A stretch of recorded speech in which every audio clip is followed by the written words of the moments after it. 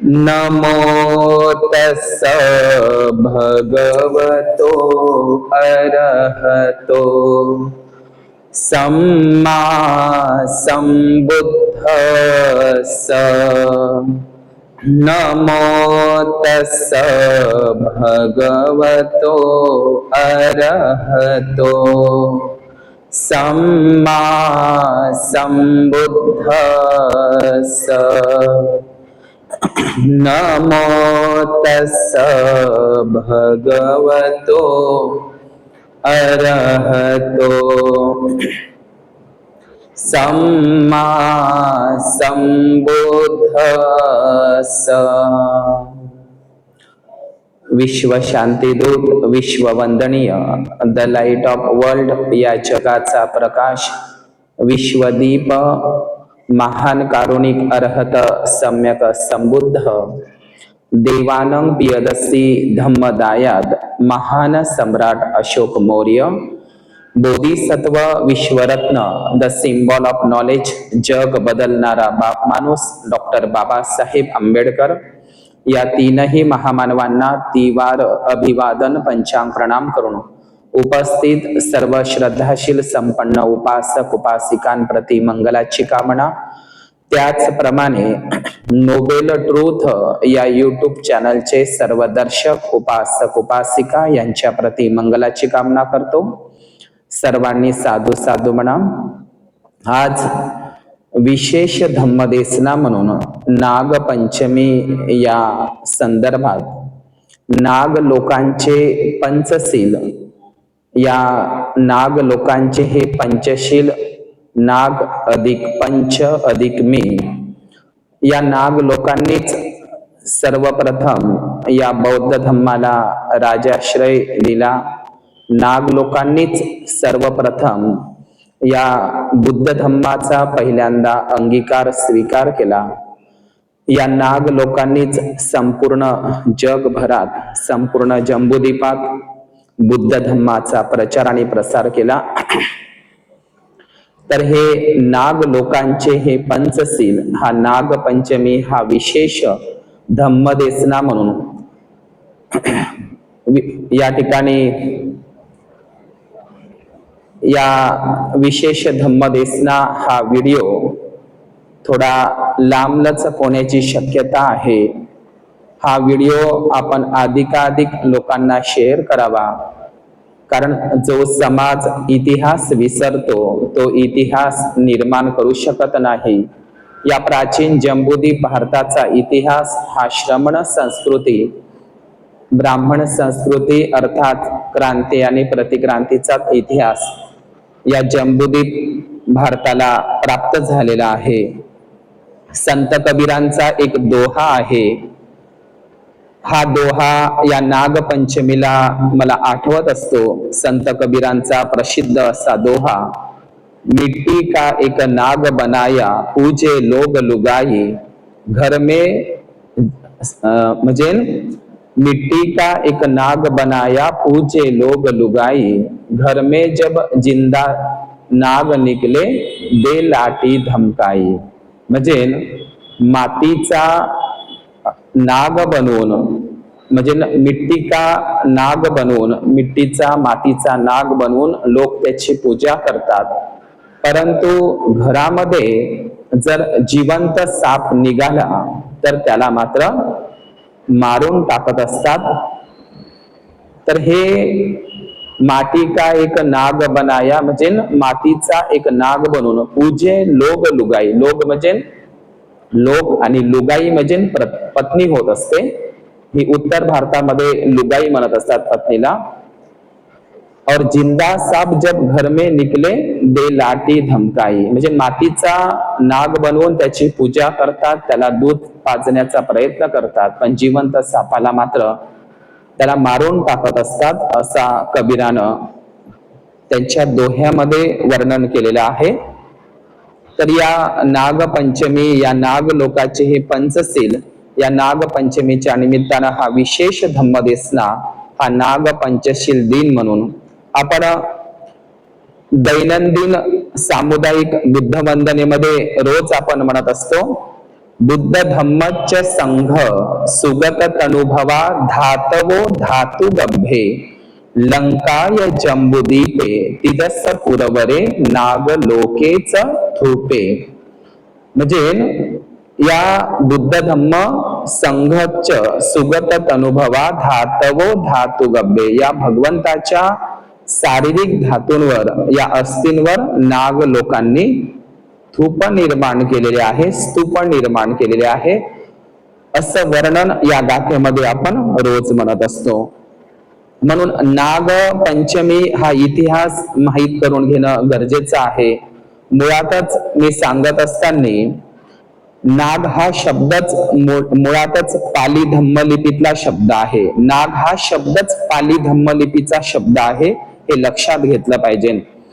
आणि तथागत भगवान बुद्धांच्या सुत्त पिटकामध्ये नाग सुत्त सुद्धा आहे. नाग सुत्त, या नाग सुत्तामध्ये पाली धम्म लिपीमध्ये, पाली भाषेमध्ये या नाग शब्दाचा अर्थ हत्ती होत असतो, भिक्खूही होत असतो. हे आपण सर्वात आधी लक्षात घेतलं पाहिजे की नाग हा शब्द पाली धम्म लिपीचा शब्द आहे.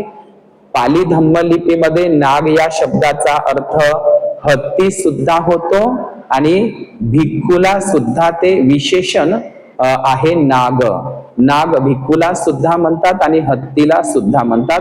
भिक्खूंचे एक विशेषण म्हणजेच नाग सुद्धा आपल्याला बौद्ध साहित्यामध्ये पाहायला मिळेल.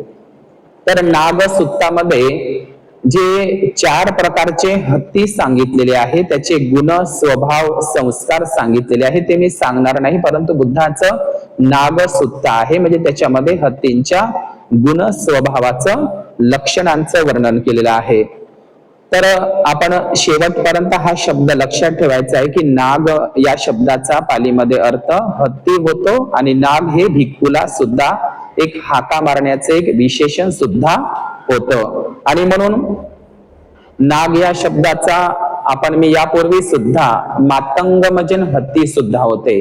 मातंग हा शब्द आपण जो ऐकतो पाली मधला, मातंग या शब्दाचाही अर्थ हत्ती होतो. नाग या शब्दाचाही पालीमध्ये अर्थ हत्ती होतो आणि नाग हे भिक्खूला सुद्धा विशेषण आहे. आपल्याला माहित आहे की आखाडी पौर्णिमेला कोलीय वंशी महामाया हिला जे स्वप्न पडले होते, त्या स्वप्नामध्ये पांढरा शुभ्र हत्ती आणि त्या पांढऱ्या शुभ्र हत्तीच्या सोंडेमध्ये पांढरे कमळाचे पुंडरीक फूल आपण हे पाहत असतो. तर हे जे हत्तीचं, सफेद पांढऱ्या हत्तीचं जे स्वप्न पडतं महामायेला, तो हत्ती म्हणजेच नाग होय. म्हणजे हत्तीलाच नाग म्हणून ओळखलं जातं. आणि म्हणून बुद्धाच्या जन्माचे प्रतीक हे हत्ती आहे, म्हणजेच नाग आहे. नाग म्हणजेच हत्ती, म्हणजे बुद्धाच्या जन्माचे प्रतीकच ते नाग आहे, म्हणजे हत्ती आहे. आणि म्हणून अशा पद्धतीनं बुद्ध सुद्धा हे नागवंशीच ठरतात. आणि म्हणून या प्राचीन जम्बूद्वीपाला नागभूमी सुद्धा म्हटलं जातं. नागभूमी म्हणजे मी तुम्हाला यापूर्वीही सांगितलेलं आहे की नाग हे भिक्खूला विशेषण सुद्धा आहे पाली साहित्यामध्ये. तर बुद्ध हे नागमुनी, नागनाथ, आणि या नागमुनी बुद्धाचे, या नागनाथ बुद्धाचे जे भिक्खू आहे, म्हणजे जे नाग आहे, म्हणून या संपूर्ण जम्बूद्वीपाला नागभूमी म्हणून सुद्धा ओळखल्या जातं. आणि म्हणून मी नेहमी सांगतो की नाग लोकांनीच सर्वप्रथम बुद्ध धम्माचा प्रचार प्रसार केला. नाग लोकांनी बुद्ध धम्माचा अंगीकार करून संपूर्ण जगामध्ये बुद्ध धम्माचा प्रचार आणि प्रसार करणारे नाग लोक होते आणि नाग राजे सुद्धा होते. प्राचीन काळामध्ये नाग म्हणजे विषारी सर्प नाही, नाग हे एक टोटेम आहे, प्रतीक आहे नागवंशी लोकांचं, हे आपण लक्षात घेतलं पाहिजे. आणि म्हणून मी नेहमी सांगत असतो की हे या जम्बूद्वीप भारताला पुन्हा बुद्ध शासन जर आणायचं असेल, हे बुद्ध शासन जर, धम्मानुशासन जर निर्माण करायचं असेल, प्रबुद्ध भारत, बौद्धमय भारत निर्माण करायचा असेल, या जम्बूद्वीप भारताला बुद्ध शासन जर आपल्याला आणायचं असेल तर नाग शासन येणं गरजेचं आहे. नाग शासन से ही बुद्ध शासन संभव आहे. जेव्हा नाग लोकांचं नाग शासन येईल नाग लोकांची सत्ता येईल तेव्हाच बुद्ध शासन आल्याशिवाय राहणार नाही, ही काळ्या दगडावरची रेष आहे. म्हणून नाग शासन से ही बुद्ध शासन संभव आहे. तर नाग हा शब्दच मूळ पाली धम्म लिपीतला आहे. बुद्धांच्या नरसिंह गाथामध्ये, नरसिंह गाथा आपण वाचली तर त्याच्यामध्ये नरनागो हा शब्द आलेला आहे. नरनागो म्हणजे काय? बुद्ध हे नरनागो म्हणजे हे जे नरसिंह गाथामध्ये बुद्धाचं वर्णन केलेलं आहे नरनागो म्हणून. नरनागो म्हणजे बुद्धाची जी चाल होती ही हत्यासारखी होती, हत्यासारखी बुद्धाची चाल होती, म्हणून बुद्धाला नरनागो म्हणतात. नर म्हणजे पुरुष होते आणि नाग म्हणजे हत्ती. बुद्धाची जी चाल होती, चालण्याची पद्धत होती ही गजराजासारखी, हत्तीसारखी म्हणजे नाग सारखी होती असं वर्णन केलेलं आहे. आपण एक लक्षात घेतलं पाहिजे की त्रिपिटकाचा जो बौद्ध ग्रंथ आहे थेर गाथा, थेर गाथामध्ये काय आहे? थेर गाथामध्ये बुद्धांचे जे भिक्खू आहे त्या भिक्खूंच्या जीवनाचे वर्णन त्याच्यामध्ये केलेले आहे थेर गाथामध्ये. या थेर गाथामध्ये जे शाक्य कुळामध्ये म्हणजे शाक्य कुळामध्ये सुद्धा नाग या शब्दाशी असलेले भिक्खूंचे नाव सुद्धा थेर गाथामध्ये सापडतात. म्हणजे शाक्य कुळामध्ये जे थेर गाथा या ग्रंथामध्ये बुद्धांच्या शिष्यांच्या नावाच्या समोर किंवा मागे नाग हा शब्द प्राप्त झालेला आहे. आपण थेर गाथा ग्रंथ वाचा. बुद्धांच्या शाक्य कुळामध्ये 2 भिक्खू होऊन गेलेले आहे शाक्य कुळामध्ये. तर तो पहिला भिक्खू म्हणजे नागीत भिक्खू, हा शाक्य कुळाचा होता, बुद्धाच्या शाक्य कुळाचा होता आणि तो कपिलवस्तूचा शाक्य वंशाचा होता. हे थेर गाथामध्ये आहे नागीत भिक्खू. नागीत हा सुद्धा शाक्यवंशी होता आणि दुसरं नाव आहे नागसमाल. म्हणजे इथे नाग हा शब्द आपल्याला दिसतो. म्हणजे शाक्य कुळामध्ये बुद्धांचे जे दोनही शाक्य कुळातलेच भिक्खू होते बुद्धाचे शिष्य, नागीत आणि दुसरं नागसमाल. नागीत आणि नागसमाल हे शाक्य कुळातील 2 भिक्खू होते ज्यांच्या नावाच्या समोर नाग हा शब्द लागलेला आहे. हे आपण थेर गाथामध्ये पाहू शकता. थेर गाथामध्ये नाग या शब्दाशी संबंधित, नाग शब्दाशी संबंधित आणखी 2 भिक्खूंचं नाव सापडतं. एक म्हणजे सुनाग. आपण थेर गाथामध्ये सुनाग नावाचा भिक्खू होता बुद्धाचा शिष्य, तो श्रावस्तीचा होता. आणि दुसरा बुद्धाच्या एका शिष्याचं नाव थेर गाथामध्ये महानाग आहे. महानाग हा साकेत अयोध्येचा बुद्धाचाच एक शिष्य होता. म्हणजे नागीत, नागसमाल, सुनाग आणि महानाग हे बुद्धाच्या भिक्खू संघाचे नाव आपल्याला थेर गाथामध्ये सापडतात. त्याचप्रमाणे थेर गाथामध्ये नागदत्त नावाचा भिक्खूचा सुद्धा उल्लेख आहे. आपण सर्वप्रथम लक्षात घेतलं पाहिजे की कोलीय जे राजे होते, कोलीय राजे, हे कोलीय राजे नागवंशी होते. भगवान बुद्धांच्या महापरिनिर्वाणानंतर जे 8 महास्तूप निर्माण करण्यात आले होते आणि नंतर सम्राट अशोकांनी त्या 8 महास्तूपांचं जेव्हा उत्खनन सुरू केलं त्याच्यातल्या अस्थी काढण्यासाठी भगवंताच्या, तेव्हा रामग्रामच्या कोलीय लोकांनी त्याला विरोध केला सम्राट अशोकाला.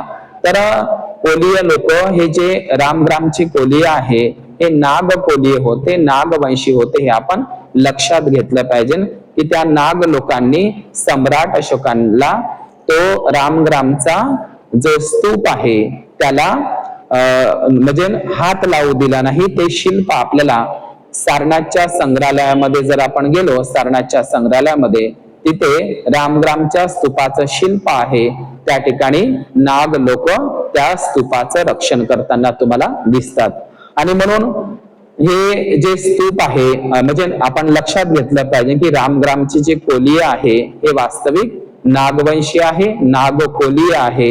हे महापरिनिब्बाण सूत्रामध्ये सुद्धा वर्णन आलेलं आहे की कोलीय लोक हे नागवंशी होते. म्हणजेच महामाया, महाप्रजापती गौतमी, शिवली भिक्खू आणि शिवलीची आई सुप्रवासा हे सर्व लोक नागकोलीय लोक होते. हे आपण लक्षात घेतलं पाहिजे.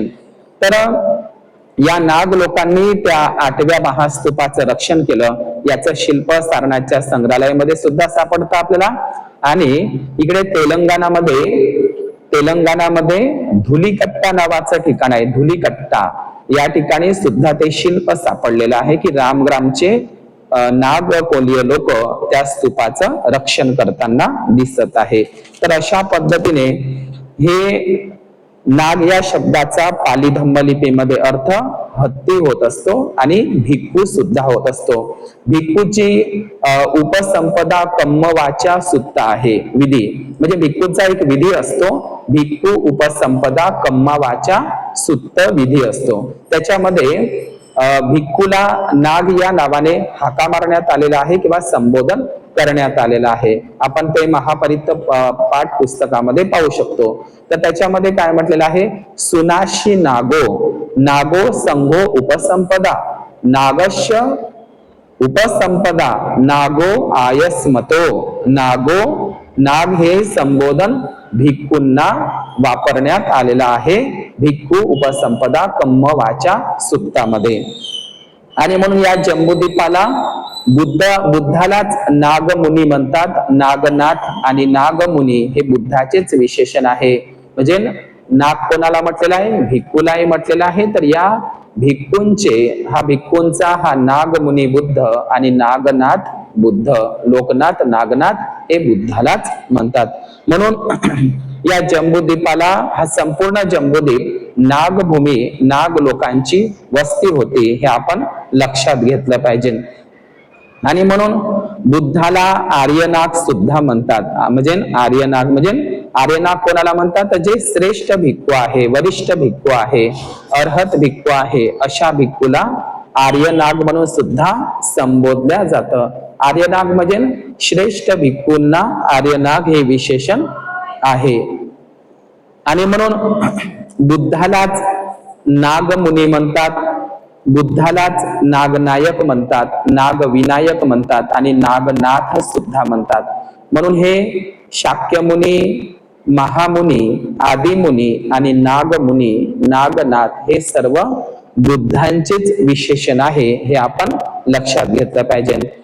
बुद्धांच्या कालखंडामध्ये बुद्धाच्या धम्माला आश्रय देणारा जो राजा होता, बिंबिसाराचा पुत्र अजातशत्रू, हा अजातशत्रू त्यांचा जो मुलगा होता, अजातशत्रूचा मुलगा, तो म्हणजे नागदशक. म्हणजे अजातशत्रूचा जो मुलगा होता, जो नंतर जाऊन अजातशत्रूच्या नंतर राजा बनतो मगधचा, तर त्याचं नाव नागदशक असं उल्लेख आहे.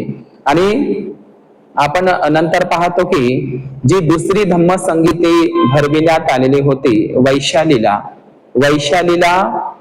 जी दुसरी धम्मसंगीती भरवण्यात आली होती वालुकाराम महाविहारामध्ये, वैशालीची दुसरी धम्मसंगीती वालुकाराम महाविहारामध्ये जे आयोजित करण्यात आली होती, त्या धम्मसंगीतीचं, वैशालीच्या धम्मसंगीतीचं, दुसऱ्या धम्मसंगीतीचं आयोजन करणारा राजा होता काला अशोक नावाचा राजा. सम्राट अशोक वेगळा होता आणि काला अशोक राजा हा वेगळा होता. तर या काला अशोक राजा जो होता, ज्याने दुसरी धम्मसंगीती वैशालीला आयोजित केली होती, तो सुद्धा शिशुनाग वंशाचा होता. शिशुनाग राजवंशाचा हा राजा होता. म्हणजे कोण? काला अशोक राजा. आणि म्हणून बौद्ध ग्रंथामध्ये आपण पाहत असतो की बौद्ध ग्रंथामध्ये अनेक नागराजांचा उल्लेख आलेला आहे. आपण बौद्ध साहित्यामध्ये जर पाहिला तर अनेक नागराजांचा उल्लेख आलेला आहे. जसा विरूपक्ष नावाचा लोकपाल नागराजा, मुचलिंद नावाचा नागराजा, धृतराष्ट्र असेल, तक्षक असेल ज्याला पालीमध्ये तक्षक म्हणतात, किंवा वासुकी, नंद, उपनंद, जसं जयमंगल अठ्ठगाथामध्ये नंदोपनंद म्हणतो, म्हणजे नंद आणि उपनंद नावाचा भुजंग. तर अशा नाग शब्दांचा उल्लेख आपल्याला, नागराजांचा उल्लेख आपल्याला बौद्ध साहित्यामध्ये, सुत्तांमध्ये दिसतो. त्याचप्रमाणे बौद्ध साहित्यामध्ये अनेक नागराजांचा उल्लेख मिळतो. लोकपाल नागराजांचा, जसं की सागर असेल, बलवन असेल, अनावतप्त, वरुण असेल, उत्पला असेल, तर अशा नागराजांचा उल्लेख आपल्याला त्रिपिटकाच्या बौद्ध साहित्यामध्ये मिळतो. आपण सिवली परित सुत्त मध्ये सुद्धा पिय नागो सुपन्नान नाग सुपर्ण असा उल्लेख आपल्याला आढळतो. विरूपक्ष असेल, विरूपक्ष नावाचा लोकपाल नागराजाचं नाव आणि आपल्याला ते आढळतं नागराच्या नागदेवता म्हणून. म्हणून आम्ही भिक्खू लोक सुद्धा आपल्या आशीर्वचनामध्ये म्हणत असतात सब्बे नागा देवा नागा महिद्दिका. हे शब्द तुम्ही रोज आशीर्वादामध्ये भंतेजींच्या मुखातून ऐकत असाल, सब्बे नागा किंवा देवा नागा महिद्दिका. तर भगवान बुद्धांच्या महापरिनिब्बाण सुत्तामध्ये दीपवंश महावंश आणि ब्रह्मजाल सुत्तामध्ये सुद्धा आणि महापरिनिब्बाण सुत्तामध्ये सुद्धा 8 म्हणजे बुद्धांचे जे 8 शारीरिक धातूंचे जे भाग करण्यात आले होते असतील त्याच्यामध्ये 8 चक्षुमत्तो शरीरं 7 जम्बुदीपे महेंती एकंच 2 पुरीस वरुत्तमस रामगामे नागराजा महेंती. बघा रामगामे नागराजा महेंती म्हणजे रामग्रामचे राजे हे नाग राजे होते हे या गाथेमध्ये वर्णन आलेलं आहे. म्हणजे रामग्रामद्वारा रामग्रामच्या जे कोलीय आहे ते कोलीय हे रामग्रामचे कोलीय या नागराजांनी एक स्तूपाचं बांधकाम केलेलं होतं 44 समदत्ता म्हणजे भगवान बुद्धांच्या 44 दातांपैकी एका दातांवर या रामग्रामच्या नागराजांनी त्याच्यावर स्तूप निर्माण केला होता असं वर्णन आलेलं आहे महावंशमध्ये. तर महासमय सुत्त आहे भगवान बुद्धांचं जे कपिलवस्तूच्या निग्रोध वनामध्ये महासमय सुत्तामध्ये, महासमय म्हणजे महासंमेलन होतं ते. तर या महासमय सुत्तामध्ये आपण पाहत असतो की या महासमय सुत्तामध्ये अथागु शब्द आलेले आहे. नाग नागा अनेक नाग लोकांचं नागगणांचं वर्णन महासमय सुत्त आणि इसिगिली सुत्तामध्ये आलेलं आहे. बघा अथागु नागसा नागा वेसाला सहतच्छका कंबल रसतरा आगु पायागा सह ज्ञातिथी नागा यशस्सिनो एरावनो महानागो सोपागा नागराजे सहसा हरंती नागराजे नमासी नागा सुपन्ना. म्हणजे आपल्याला बघा महासमय सुत्तामध्ये आणि इसिगिली सुत्तामध्ये तच्छक हा शब्द आलेला आहे. तच्छक हा पाली धम्मलिपीतला शब्द आहे. तच्छक म्हणजे आपण ज्याला संस्कारित तक्षक नाग म्हणत असतो. म्हणजे तक्षक हा शब्द त्रिपिटकामध्ये पहिल्यांदा आढळतो, तोही महासमय सुत्तामध्ये तक्षक तच्छक पालीमध्ये तच्छक म्हटलेला आहे. म्हणजे तक्षक हा जो शब्द महाभारतामध्ये दिसतो तो ऍक्च्युली त्रिपिटकातला आहे आणि तक्षक हे एक नागराजांचं वर्णन आलेलं आहे. आणि म्हणून हे महासमय सुत्त या महासमय सुत्तामध्ये सुद्धा नागगणांचं वर्णन आलेलं आहे. हे नागगणांचं वर्णन या ज्या महासमय सुत्तामध्ये आलेलं आहे हे आपण पाहिलेलं पाहिजे. नागगण सुद्धा त्या महासमय म्हणजे महासंमेलन त्या याच्यामध्ये उपस्थित होते हे आपण लक्षात घेतलं पाहिजे.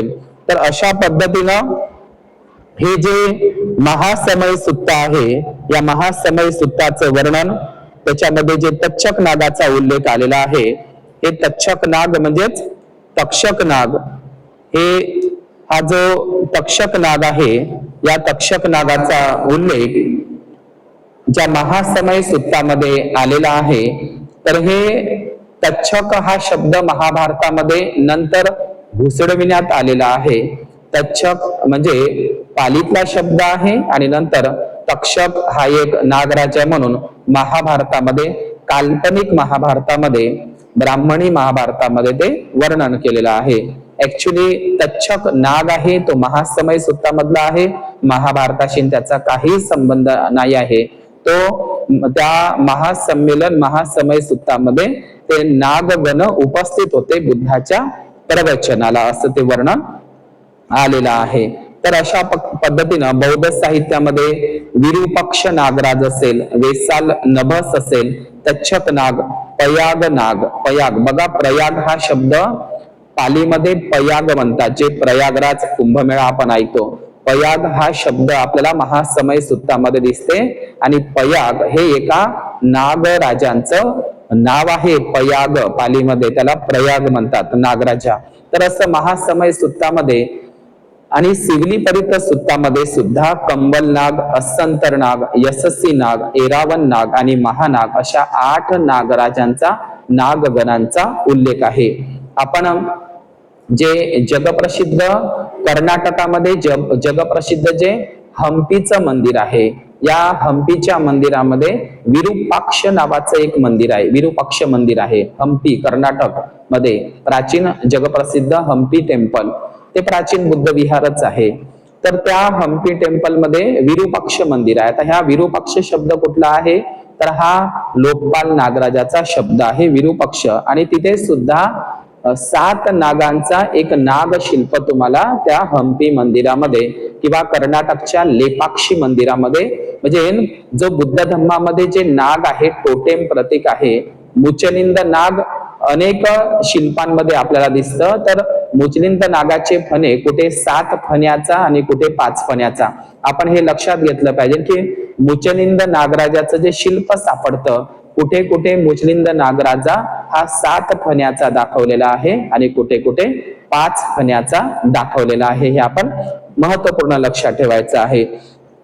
तर आपण बोधगयेला जे पहिल्यांदा पाहत असतो की बुद्धाला जेव्हा सम्यक संबोधी प्राप्तीच्या वेळी त्या उर्वेला बोधगयाला, त्यावेळी मुचलिंद नावाचा नागराजा, ज्यांनी बुद्धांच्या बुद्धत्व प्राप्तीच्या वेळी बुद्धाचं रक्षण केलं होतं, संरक्षण केलेलं होतं, तो नागराजा होता उर्वेला बोधगयाचा. तर पहिला प्रथम बुद्ध आणि त्याच्या धम्मग्रंथामध्ये सुद्धा आपण पाहतो की मुचलिंद नावाचा नागराजा. तर ते मुचलिंद सरोवर तुम्हाला बोधगयेला आपण पाहत असतो की बुद्धाच्या ज्ञान प्राप्तीच्या वेळी मुचलिंद नागराजांनी बुद्धांच्या रक्षण केलेलं होतं.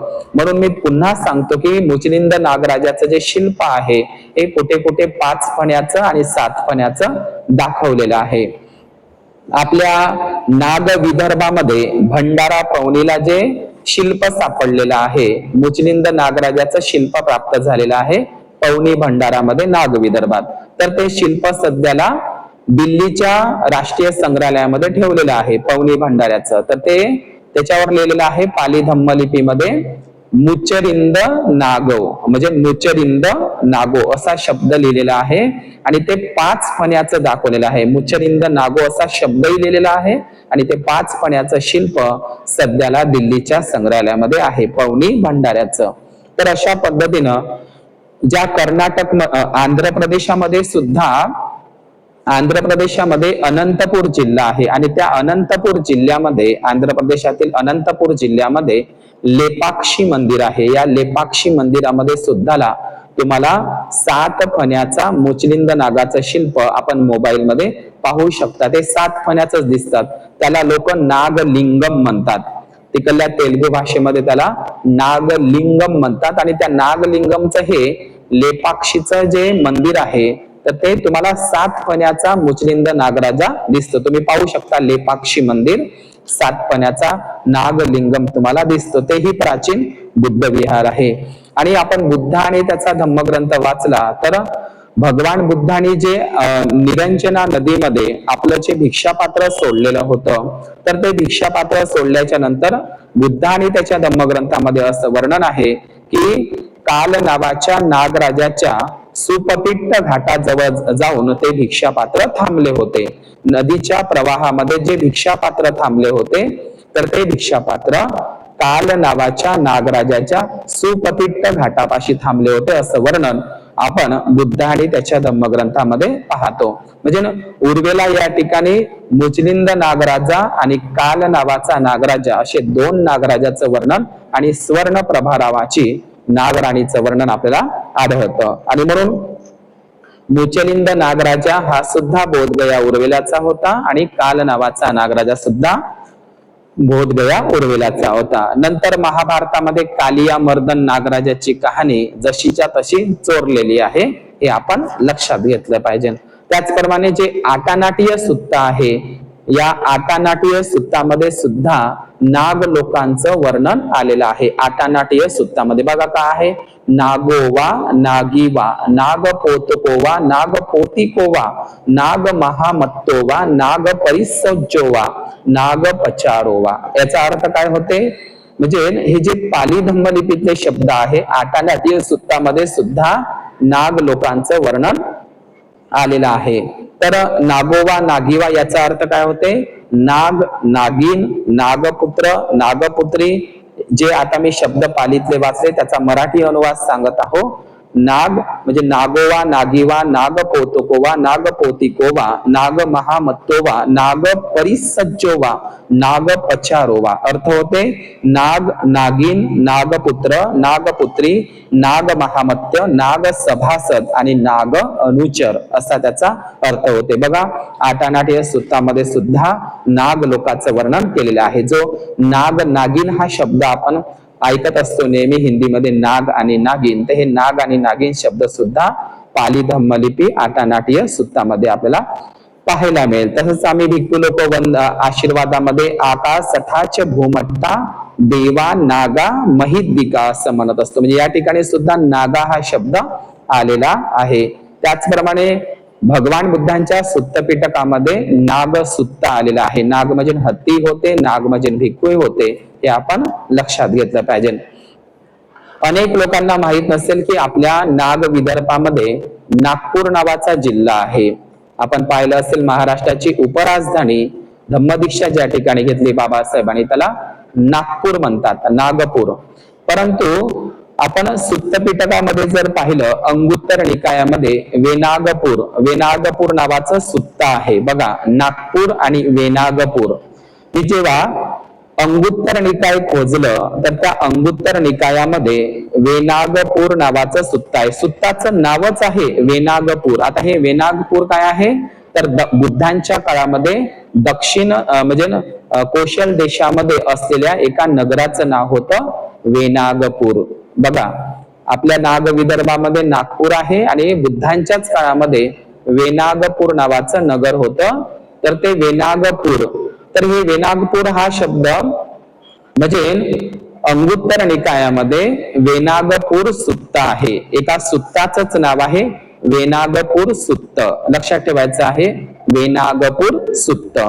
तर हे वेनागपूर सुत्त आणि बौद्ध साहित्यामध्ये ज्या बौद्धांच्या जातक कथा आहे त्या बौद्धांच्या जातक कथेमध्ये सुद्धा अनेक जातक कथा हे नाग शब्दाशी संबंधित आहे. जसं की मातुपोषक नागराज जातक कथा म्हणजे मातुपोषक नागराजा जातक कथा. दुसरी जातक कथा आहे महासिलव नागराजा जातक कथा. तिसरी आहे संकपाल नागराजा जातक कथा आणि नाग जातक कथा. तर ही जी महासिलव नाग जातक कथा आहे ती तुम्हाला अजंठाच्या लेणीमध्ये सापडते. नाग म्हणजे हत्ती होत असते. आपण पाहिलं महाछदंत जातक कथा आणि महासिलव जातक कथा की ज्याच्यामध्ये बोधिसत्व हत्ती असतो, 6 दाताचा हत्ती, आणि जो हत्ती राजा त्याला पकडून आणत असतो. हे चित्र तुम्हाला अजंठा लेणीमध्ये दिसते. एका हत्तीनीच्या पिल्ल्याला पकडून आणतो राजा. तो राजा त्या हत्तीनीच्या पिल्ल्याला दरबारात आणतो. तो राजा पाणी पित नाही, चारा खात नाही, तो आईसाठी वगैरे असं ते वर्णन आलेलं आहे.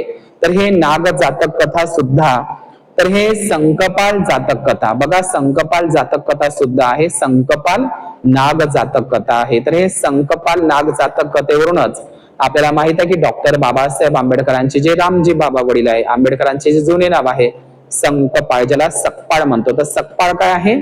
संकपाल नागराजा जातक कथा आहे. आणि हे संकपाल जातक कथेवरूनच हे सकपाळ झालेलं आहे. हे आपण लक्षात ठेवलं पाहिजे की संकपाल नावाची एक जातक कथा सुद्धा आहे नागराजाशी संबंधित. या संकपालच सकपाळ नंतर आडनाव झालेलं आहे. आणि जो बुद्धाचा आश्रयदाता राजा होता, राजा प्रसेनजित, यांच्या 3 महाराण्यांपैकीची एक महाराणी होती. महानाम शाक्यांपासून दाशीपासून निर्माण झालेली जी वासपखती या राणी होती राजा प्रसेनजिताची, ती सुद्धा नागमुंडा वंशाची होती, नागवंशी होती. हे आपण लक्षात घेतलं पाहिजे. आणि त्याचप्रमाणे जे धम्मिक सुत्त आहे, धम्मिक सुत्तामध्ये सुद्धा ऐरावत नागराज असा उल्लेख आलेला आहे. त्याचप्रमाणे निधिखंड सुत्तामध्ये सुद्धा नागवा हा शब्द आलेला आहे. खंड परित्त जे आपण जगातील पहिले सर्पमित्र जर कोण असेल, सर्पमित्र जगातील कोण असेल पहिले, तर सर्पमित्र हे महान कारुणिक तथागत बुद्धच होते. सर्पमित्र जगातील पहिले. ते खंद परित्तामध्ये आपण जे म्हणत असतो, सर्प कुळाच्या एकूण 4 कुळांच्या जाती बुद्धाने वर्णित केलेल्या आहे. की श्रावस्तीमध्ये एका भिक्खूला सर्पदंश केला जातो आणि त्या सर्पदंशामुळे त्या भिक्खूचा मृत्यू होत असतो. आणि भगवान बुद्ध हे खंद परित्त म्हणजे सर्प कुळाच्या एकूण 4 कुळ जाती सांगत असतात. तर सर्प मित्र बुद्धच आहे या जगातले. तर त्याच्यामध्ये सर्प कुळाच्या ज्या 4 जाती सांगितलेल्या आहे भगवान बुद्धाने, विरूपक्ष आहे, एरापत असेल किंवा छब्या पुतम आणि कन्हा गौतम. कन्हा म्हणजे काळा, ज्याला आपण डोम्या नाग म्हणतो किंवा काळा नाग म्हणत असतो. तशा सर्पकुलाच्या 4 जाती आणि या सर्पकुळाच्या 4ही जातीवर मैत्री केली पाहिजे असं भगवान बुद्धाने खंद परित्तामध्ये वर्णन केलेलं आहे. खास करून मी तक्षक या शब्दावर जोर देऊन सांगतो की तक्षक हा शब्द सर्वप्रथम जर कुठे आढळत असेल तर तो महासमय सूक्तामध्ये, त्याला पालीमध्ये तच्छक म्हणतात आणि संस्कारित भाषेमध्ये क्ष हा शब्द पालीमध्ये येत नाही म्हणून त्या ठिकाणी स वापरला जातो. म्हणून पाली शब्द आहे तच्छक आणि संस्कारित आहे तक्षक. आणि तक्षक हा एक नागराजा, त्याचं वर्णन महासमय सूक्तामध्ये आलेला आहे. आणि हा तक्षक नावाचा नागराजा जशाच्या तसा महासमय सूक्तामधून महाभारतामध्ये चोरलेला आहे. म्हणजे महासमय सूक्तामधून महाभारतात गेलेला आहे तक्षक नावाचा नागराजा. आता हा तक्षक नागराजा ज्या काल्पनिक महाभारतामध्ये आहे तर त्याच्यामध्ये परीक्षित राजा दाखवतो आणि त्या परीक्षित राजाला हा तक्षक नागराजा मारून टाकत असतो आणि त्याचा मुलगा जन्मेजय हा बदला घेत असतो तक्षक याचा. आणि म्हणून तक्षक नागराजाचं पहिल्यांदा वर्णन जर कुठं असेल तर ते महासमय सूक्तामध्ये हे आपण लक्षात घेतलं पाहिजे. अनेक लोकांमध्ये कन्फ्युजन आहे की तक्षक हा शब्द महाभारतातला आहे, त्याचा काहीही नागलोकाशी संबंध नाही. परंतु नाही, तक्षक हा शब्द मुळातच महासमय सूक्तामधला आहे, हे आपण लक्षात घेतलं पाहिजे. आणि म्हणून आपल्याला माहित असेल की या जगातील पहिलं विद्यापीठ जर कोणतं असेल नालंदाच्या आधीचं ते म्हणजे तक्षशिला. तर हे तक्षशिला विद्यापीठ तक्षक नावाच्या नागराजांनी निर्माण केलं होतं. तक्षक नागराजाचं तक्षशिला विद्यापीठ जे गांधार प्रदेशामध्ये होतं. आपल्याला माहित आहे गांधार देशामध्ये बुद्धांच्या काळामध्ये उकुसाती नावाचा राजा राज्य करत होता. तर याच गांधार देशामध्ये तक्षक नावाच्या नागराजाने तक्षशिला नावाचं विद्यापीठ निर्माण केलेलं होतं आणि तक्षक हा एक नागराजा होता, हे आपण लक्षात घेतलं पाहिजे.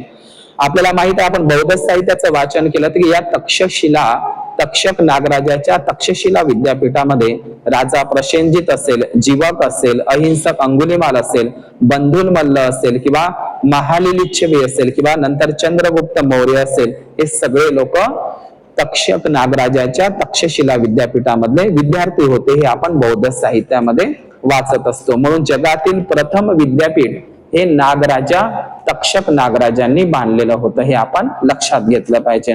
आणि नंतर नालंदा आहे. सर्वात जुनं आणि सर्वात प्राचीन जर विद्यापीठ जर कोणतं असेल तर ते म्हणजे तक्षशिला गांधार देशातलं. गांधार हा शब्द सुद्धा महासमय सूक्तामध्ये आपल्याला आढळतो.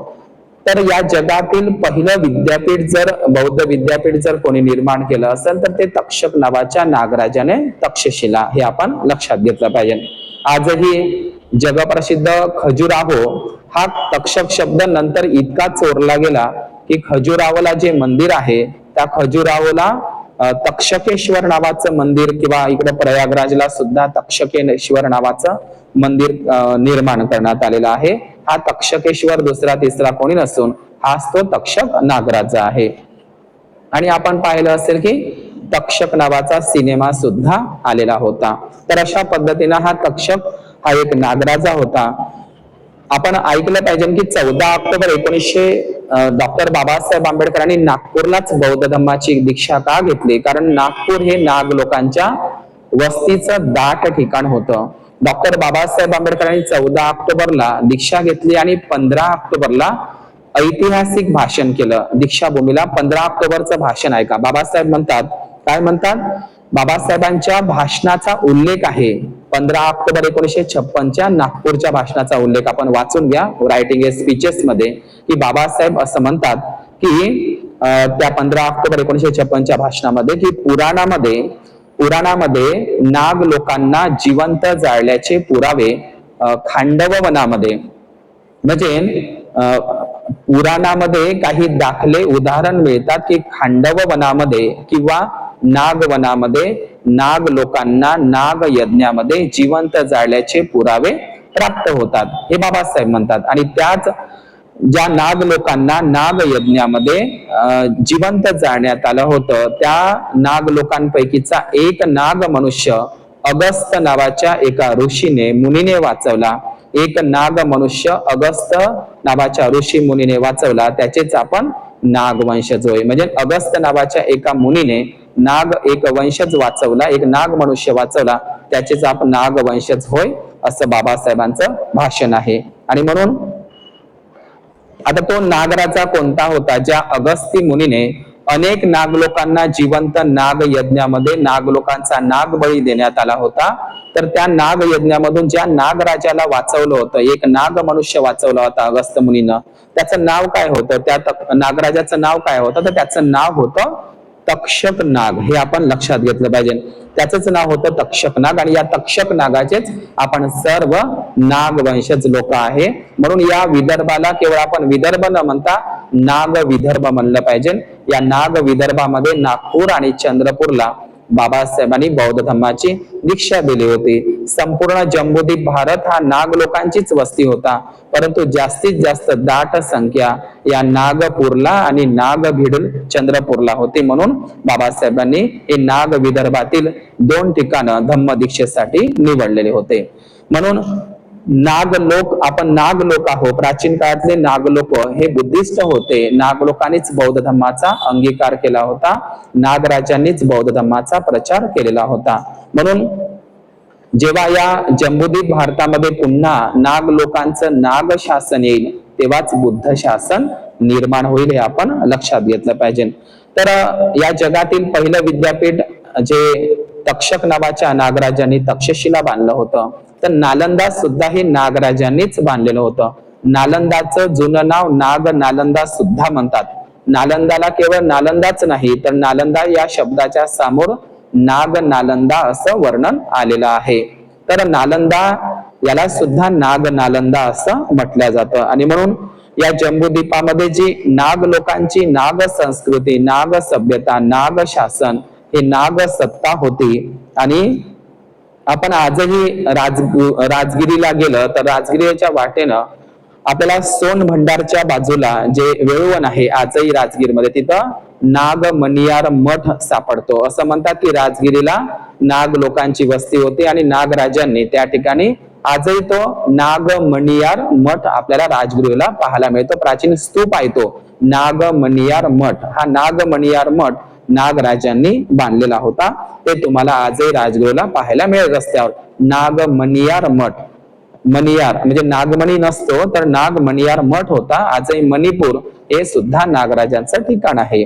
म्हणून आपण बौद्ध साहित्यामध्ये अठ्ठामग्गा जे महावंशमध्ये आणि बुद्धचर्यामध्ये वर्णन आलेलं आहे, नाग लोकांचं वर्णन, अठ्ठामग्गा देवा नागा चतुप्पमम वरं बोधी मुले धातोयो सबदा अरहु दख्खणीये अंजली करणियो एम तिदस पुरवरे पुयंता नाग लोकेच थूपे महरम ससेन महत्तित्वा परंती होत विजेत्वा. बुद्धचर्यामध्ये सुद्धा वर्णन आलेलं आहे नागलोकांचं. एक दाढा तिदस पुरवरे एक दाढा नागपुरे अरहु एकंसी गांधार विषये एकसी पुनर्सिहले. म्हणजे नागलोकांनी बुद्धांच्या दंतधातूवर स्तूप निर्माण केलेला आहे. ते काही लोकांचं असं म्हणणं आहे की पवनी भंडाऱ्याला जे स्तूप आहे तोच नागलोकांचा दंतधातूवर, बुद्धांच्या धातूवर, असं इतिहासकारामध्ये एक वाक्यता नाही आहे.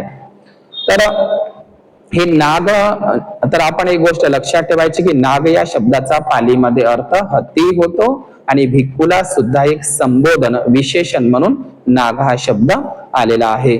बुद्धाला नागमुनीही म्हणतात आणि नागनाथ, लोकनाथही म्हणतात. म्हणून आपण बौद्ध साहित्यामध्ये नाग या शब्दाशी संबंधित भिक्खूंची नावं सुद्धा ऐकतो, जसं की नागसेन नावाचा भिक्खू, नागार्जुन नावाचा भिक्खू, दिगनाग नावाचा भिक्खू, नागबोधी नावाचा भिक्खू, नागगुप्त नावाचा भिक्खू, नागगुप्तनार नावाचा भिक्खू. तर हे नाग शब्दाशी अत्यंत प्रसिद्ध भिक्खूंची नावं आपण बौद्ध साहित्यामध्ये वाचत असतो.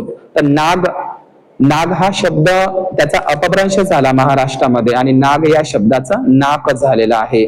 मोडी मराठी लिपीमध्ये नाग या शब्दाचा अपभ्रंश होऊन नंतर ते नाक झालेलं आहे ते आपण ऐकत असतो. जसं भीमा कोरेगाव मध्ये नाग या शब्दाचं अपभ्रंश होऊन नाक झालेलं आहे ते आपण ऐकत असतो. तर अशा पद्धतीनं हे जे नाग या शब्दाचा अपभ्रंश नाक झालेला आहे मोडी मराठी लिपीमध्ये. आणि ज्या प्राचीन महाराष्ट्रामध्ये ज्या काही बौद्ध लेण्या आहे या नाग शब्दाचा अपभ्रंश होऊन नाग हा शब्द आलेला आहे. जसं नाग या शब्दाशी संबंधित या नाग शब्दाचं वर्णन म्हणून नाग या शब्दाचा जो अपभ्रंश झालेला आहे तो नाक झालेला आहे. आणि नाग आणि नाक हे समानार्थी शब्द आहे. नाग या शब्दाचा अपभ्रंश होऊन नाक झालेला आहे म्हणून नाग या शब्दावरूनच नागरिक हा शब्द झालेला आहे. नाग या शब्दावरूनच नागरिक, जसं आपण भारतीय नागरिक म्हणत असतो तर नाग या शब्दावरूनच नागरिक शब्द तयार झालेला आहे. नागर शब्द तयार झालेला आहे. नागरी शब्द तयार झालेला आहे. देवनागरी शब्द तयार झालेला आहे. देवनागरी भाषा तयार झालेली आहे. नागारिक हा शब्द तयार झालेला आहे. अनागारिक हा शब्द, जसं धम्मपाल भिक्खूला अनागारिक म्हणतात. नागारिक, नागरिक आणि अनागारिक. तसंच नागलोक असेल, नागद्वार असेल, नागभाषा असेल, नागबोली असेल आणि नागभूमी असेल. तर असे शब्द आपण वाचत असतो, आपल्या वाचनामध्ये येत असतात साहित्यामध्ये, बौद्ध साहित्यामध्ये. तर अशा पद्धतीने हे नाग असेल, नागिन असेल, नागमणी असेल, नागफणी असेल, नागबली असेल, नागसर्प असेल किंवा नागयज्ञ असेल, हे शब्द आपण वाचलेले असेल. नाग, नागिन, नागमणी, नागफणी, नागबली, नागसर्प, नागयज्ञ हे शब्द आपण ऐकत असतो. तसंच नागा साधू, नाग कोणाला म्हटलं आहे? साधू म्हणजे उत्तम होत असते. पाली शब्द आपण रोज म्हणतो साधू. साधू या शब्दाचा अर्थ हे उदान आहे, बुद्धाचं उदान. साधू म्हणजे उत्तम होत असते, साधू म्हणजे खूप चांगले आहे असा त्याचा. तर हे साधू हा शब्द आणि आपण जे ऐकत असतो नागा साधू, ऍक्च्युली ते नागा साधू नसून नाग म्हणजे भिक्खू होत असते, हे मी तुम्हाला सांगितलं. नाग म्हणजे हत्ती होत असते.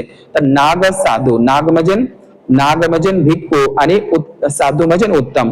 तर हे भिक्खूच विशेष आहे. नंतर मग ते नागा साधूला नाव पडलेलं आहे. ऍक्च्युली ते नाग साधू शब्द आहे. नाग म्हणजे भिक्खू आणि साधू म्हणजे उत्तम. तर उत्तम पुरुष असतो भिक्खू. तर ते नाग साधूचं नागा साधू झालेलं आहे. ते उघडे नागडे आपण पाहत असतो कुंभमेळ्यामध्ये. तर हा ऍक्च्युली शब्द आहे नाग साधू. नंतर या नाग साधूच नागा साधू असं झालेलं आहे. आजही सिक्कीम, हिमाचल प्रदेशमध्ये नागा आदिवासी, नागमुंडा किंवा नागा जमात सुद्धा आपण पाहत असतो.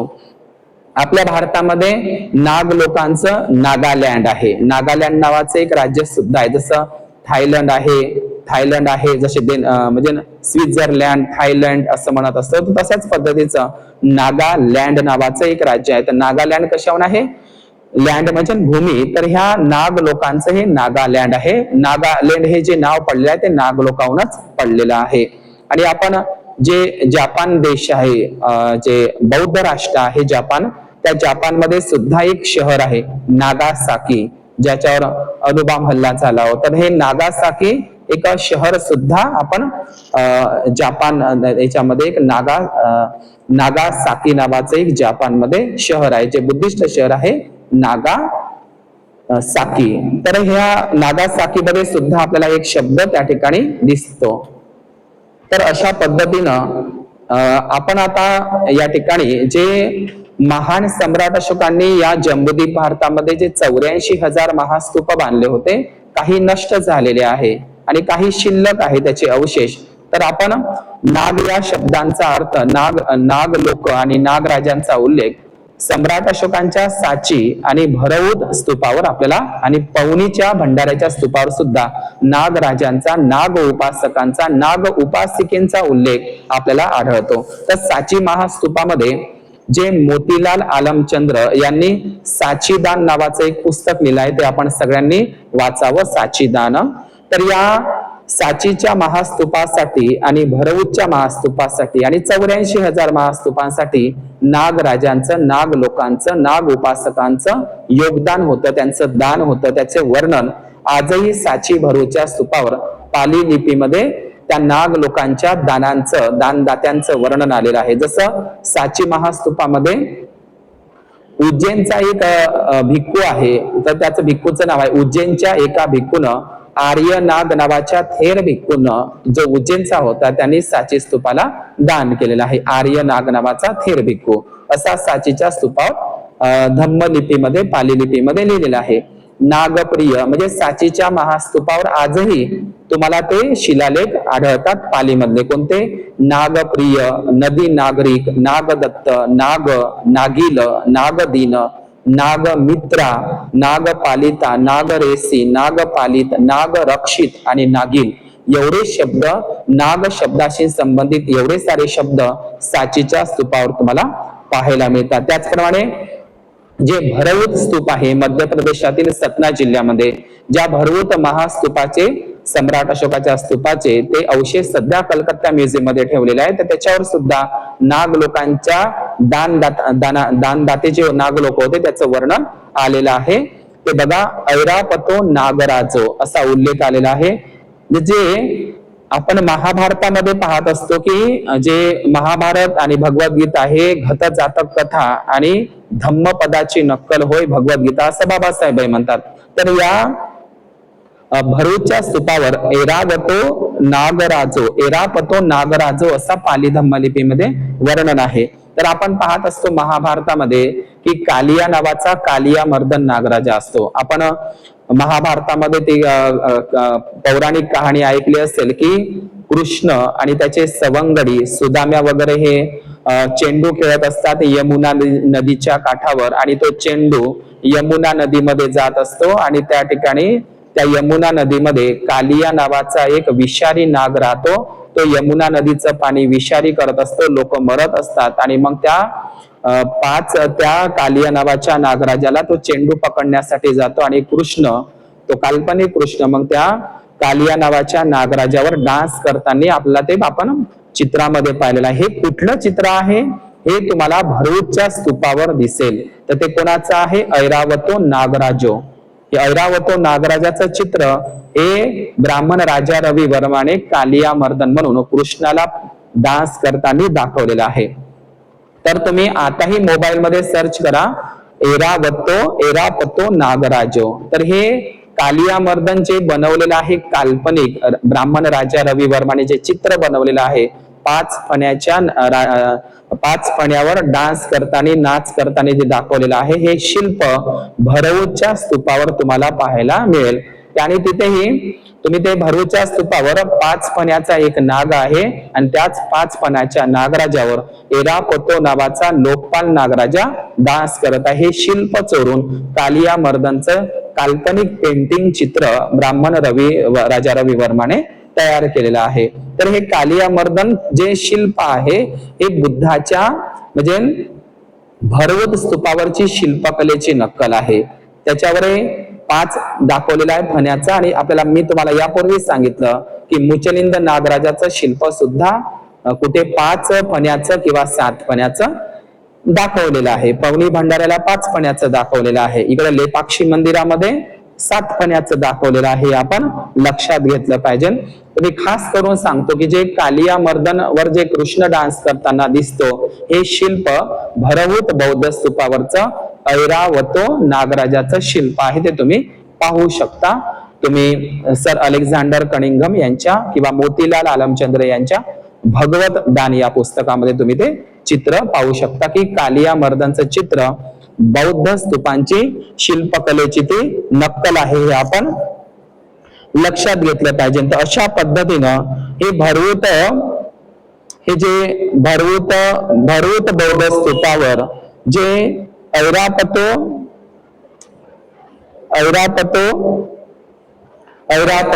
नागराजो। तर साचीप्रमाणे भरवूत बौद्ध स्तूपावर सुद्धा सम्राट अशोकाच्या ऐरापतो नागराजो चकवाको नागराजा, तर त्या ठिकाणी 5 फणा नागछत्र धारण केलेलं, डोक्यावर नागछत्र बुद्धाप्रमाणे धारण केलेल्या ऐरापतो नागराजा आणि चक्कवाको नागराजाचं शिल्प आपल्याला भरवूतच्या स्तूपावर पाहायला दिसतं आणि ते बोधी वृक्षाचं बौद्ध स्तूपाचं रक्षण करताना ते दिसतात आणि ते बुद्धिस्ट राजे होते। तर या साचीप्रमाणेच ज्या भरूचच्या बौद्ध स्तूपाला ज्यांनी दान दिलेलं होतं भरभरून, त्यांचे उल्लेख सुद्धा आपल्याला भरूच स्तूपावर नाग लोकांचे उल्लेख दानदात्याचे आपल्याला दिसतात, जसं की नागपालित, नागदेवा भिक्खुनीचा उल्लेख, अरिय नागदेव, नागसेन आणि दिगनाग असे नाव भरूचच्या स्तूपावर सापडलेले आहे। त्याचप्रमाणे भोजकटक दिगनाग नावाची भिक्खुनी जी भातकुली अमरावती याचाही भरूच स्तूपावर उल्लेख आहे। त्याचप्रमाणे नागजातक कथा सुद्धा भरूचच्या स्तूपावर आहे।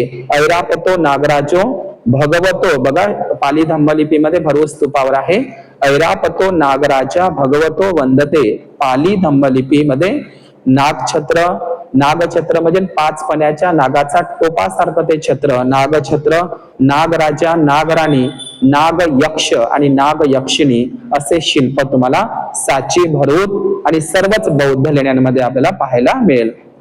आपण वळूया आपल्या नाग विदर्भामध्ये। या नाग विदर्भामध्ये सम्राट अशोकांच्या 84,000 महास्तूपापैकीचा एक महास्तूप, तसे 5 महास्तूप आहे भंडाऱ्याला, पवनीला। तर त्या ठिकाणी नाग विदर्भ पवनी भंडाऱ्यामध्ये जे तिथे सुद्धा एक शिल्प प्राप्त झालेलं आहे, मुच्चरिंद नागराजो 5 फण्याचं, जे सध्या दिल्लीच्या संग्रहालयामध्ये ठेवलेलं आहे पवनी भंडाऱ्याचं। तर त्या ठिकाणी तिथे या पवनी भंडाऱ्याला एकूण 75 शिलालेख प्राप्त झालेले आहे, 75 शिलालेख। तर त्याच्यामध्ये एका शिलालेखांमध्ये भिक्खू नागस्स पंचनिकायस्स असा शब्द आहे, भिक्खू नागस्स पंचनिकायस्स असा शब्द वर्णित आले आहे।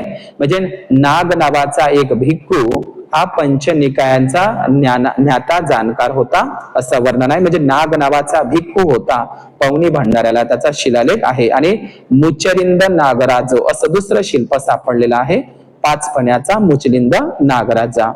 तर हे आपण जो जगप्रसिद्ध मिलिंद पन्नो किंवा मिलिंद प्रश्न ग्रंथ आहे त्याच्यामध्ये नागसेन भिक्खू हे आपण पाहत असतो। तर नागसेन या शब्दावर बाबासाहेबांचं किती प्रेम होतं। आपल्या कॉलेजला मिलिंद कॉलेज नाव ठेवलं आणि बाबासाहेबांनी औरंगाबाद छत्रपती संभाजीनगरच्या आपल्या त्याला नागसेन भिक्खूचं नागसेन वन, मिलिंद कॉलेज आणि नागसेन वन असं बाबासाहेबांनी नागसेन भिक्खूचं नाव दिलेलं होतं, जे नाग शब्दाशी संबंधित आहे। आणि हे जे नागसेन शब्द आपला खूप वेळा जे शिलाहार राजवंश होऊन गेलाय महाराष्ट्र कोकणामध्ये, शिलाहार राजवंश, हे शिलाहार राजवंश सुद्धा बुद्धिस्ट होते महाराष्ट्रातले। जैन महाकाली आणि कान्हेरी बुद्धलेणी, जसं मुंबईचं अंबरनाथ हे मंदिर हे जे शिलाहार राजे होते, शिलाहार राजे महाराष्ट्रातले, हे शिलाहार राजवंश सुद्धा नागराजे होते। तर या शिलाहार राजांचा संस्थापक होता चित्तसेन नागराजा। आणि या शिलाहार राजवंशामध्ये आणखी एका दुसरा नागराजा होता, त्याचं नावही नागसेन नावाचा नागराजा आणि चित्तसेन नावाचा नागराजा, हे शिलाहार हे नागराजे होते। त्याचप्रमाणे भद्रावती चंद्रपूर आहे, ज्या भद्रावती जे चंद्रपूर आहे आपल्या नाग विदर्भामध्ये, या भद्रावती चंद्रपूरला या नाग विदर्भातील या भद्रावतीला 7 नागराजांचा उल्लेख आढळतो। हे 7 नागराजांच्या उल्लेखामध्ये सुद्धा नागसेन नावाचा एक नागराजा भद्रावतीच्या 7 नागराजांपैकीचा एक नागराजा म्हणून त्याचा उल्लेख आहे। तर त्याचप्रमाणे नागार्जुन नावाचा जो भिक्खू आहे, जो नागार्जुन भिक्खू ऍक्च्युली जे शून्यवादाचे जनक म्हणतात नागार्जुन भिक्खू, अत्यंत महान भिक्खू आहे, जगप्रसिद्ध नागार्जुन भिक्खू। तर हे नागार्जुन भिक्खू जे आंध्र प्रदेशामध्ये जे श्री पर्वत आहे तिथे नागार्जुन कोंडा हे प्राचीन बौद्ध विद्यापीठ होतं, सातवाहन काळातील नागार्जुन कोंडा आणि अमरावती आंध्रातले।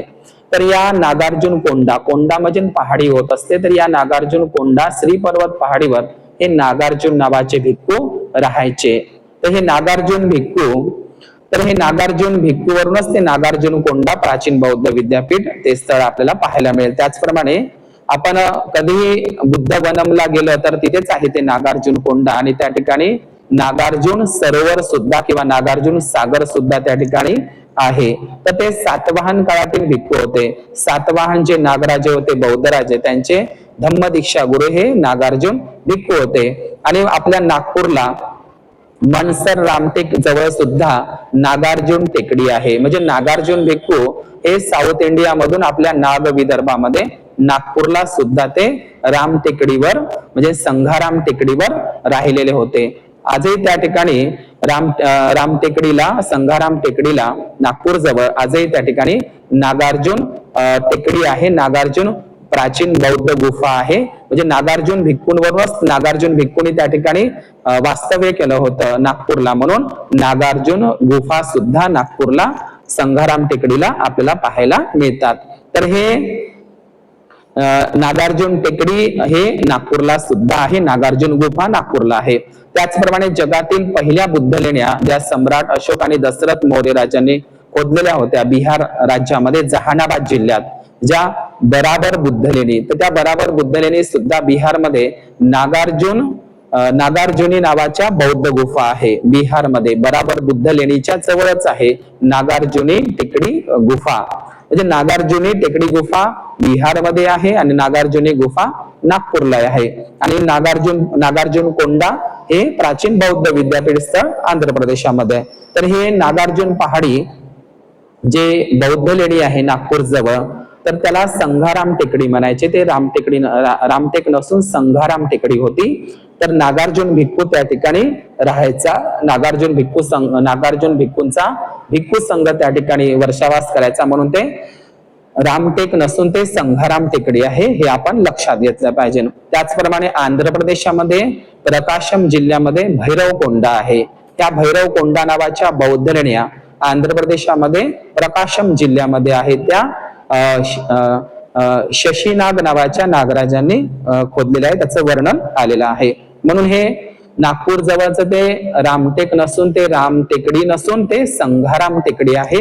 आणि ते आपण लक्षात घेतलं पाहिजे की नागपूर आणि नागपूरचा आजूबाजू, बाबासाहेब म्हणतात की नागपूर हे धम्मदीक्षेसाठी का निवडलं, की नागपूर आणि नागपूरच्या कितीतरी आजूबाजूचा परिसर ह्या नाग लोकांची दाट संख्या होती, म्हणून नाग लोकांचं नाग शासन होतं नागपूर आणि नागपूरच्या परिसरामध्ये. जसं नाग लोकांनीच हे सर्व प्राचीन बौद्ध विद्यापीठ, बौद्ध विहार नागपूरच्या परिसरातले बांधलेले आहे. जसं की मनसर नावाचं प्राचीन बौद्ध विद्यापीठ हे वाकाटक नागराजांनी बांधलेलं आहे. वाकाटक नागराजांची सत्ता या नाग विदर्भामध्ये वर्धा, नागपूर, गोंदिया, भंडारा, चंद्रपूर, संपूर्ण महाराष्ट्रामध्ये वाकाटक जे राजवंश आहे, वाकाटक हे नागराजे होते आणि वाकाटक नागराजांची सत्ता नागपूर मध्ये होती. नागरधन हे त्यांचं राजधानीचं ठिकाण होतं आणि वर्धा जिल्ह्यातील पवनार, पवरपूर हे त्यांचं उपराजधानी होते, हे आपण लक्षात घेतलं पाहिजे.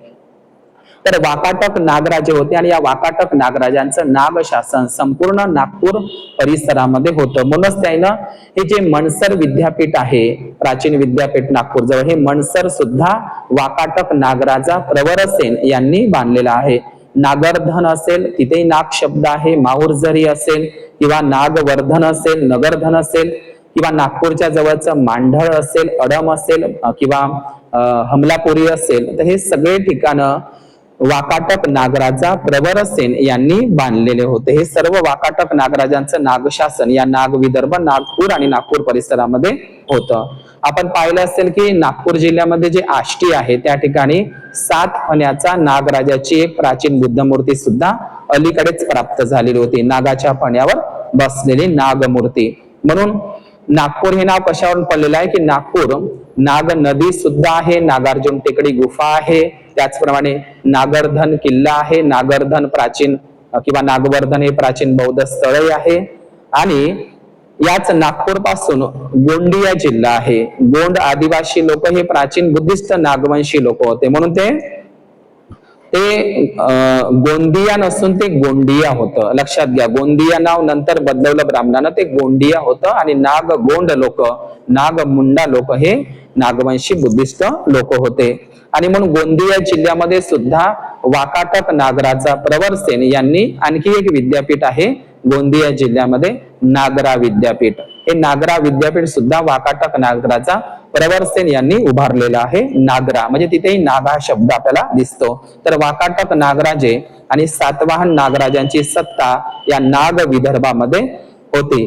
म्हणून या नाग विदर्भातलं अत्यंत प्रसिद्ध प्राचीन बौद्ध विद्यापीठ मनसर हे प्राचीन बौद्ध विद्यापीठ किंवा संघाराम टेकडी हे प्राचीन बौद्ध स्थळ हे वाकाटक नागराजा प्रवर सेनाने खोदलेलं आहे. आणि वाकाटक नागराजे आणि गुप्त नागराजे यांचे वैवाहिक संबंध होते.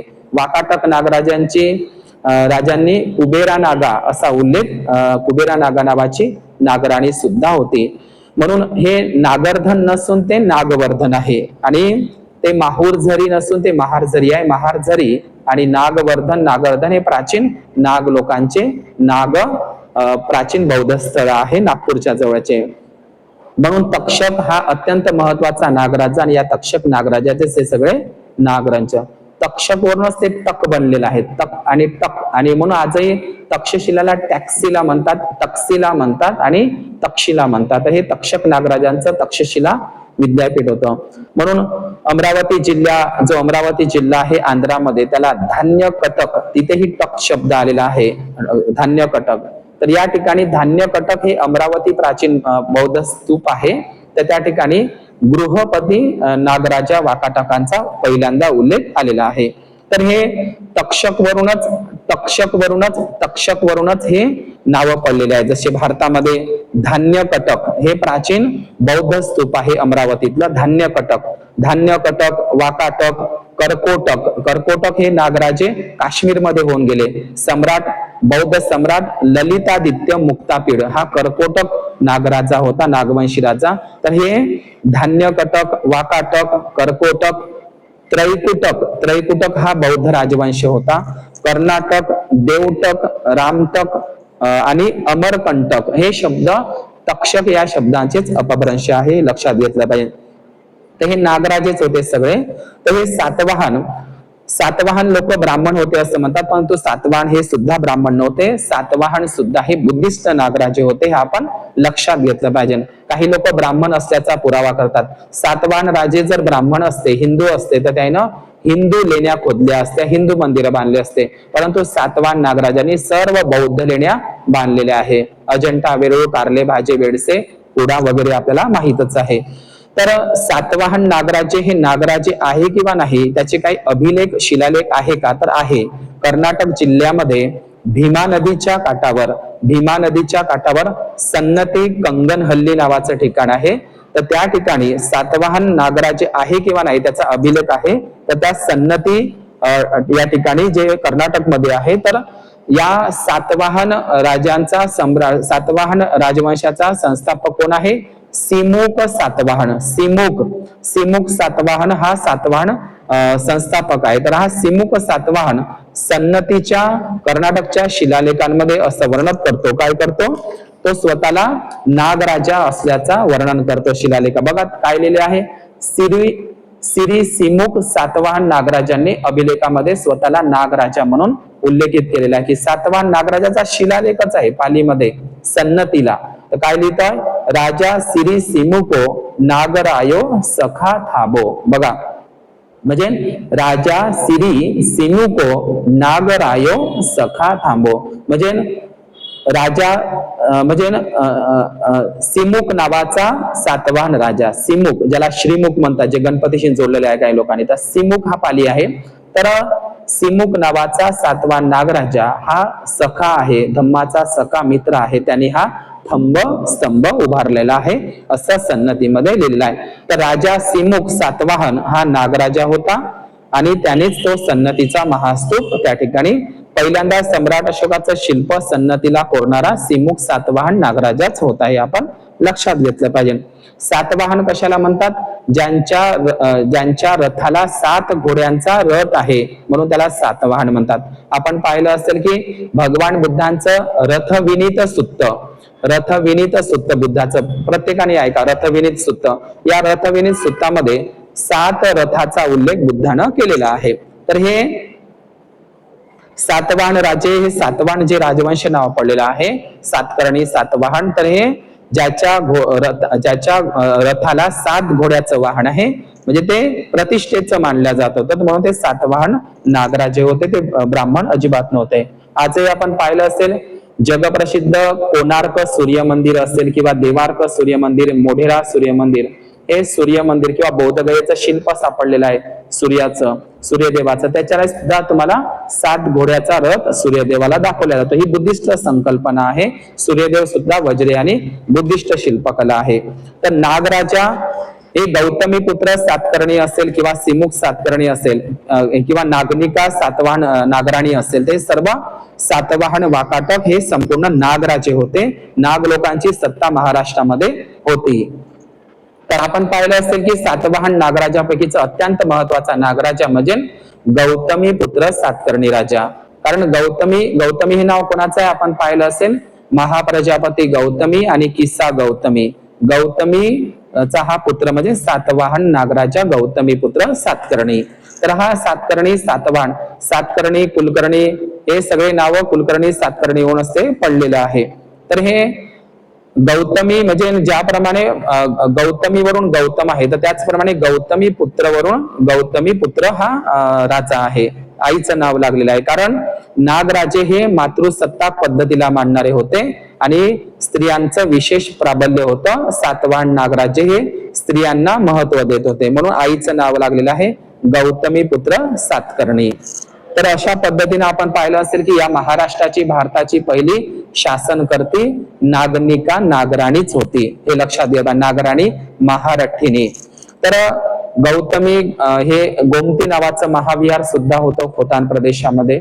तर अशा पद्धतीनं जे सातवाहन नागराजे होते त्यांच्या राजधान्या पैठण, प्रतिष्ठान होती, अमरावती होती, नाशिक, जुन्नर, नेवासे हे सगळे त्यांचे भोगवर्धन, जालनातील हे सगळे प्राचीन सातवाहनांचे.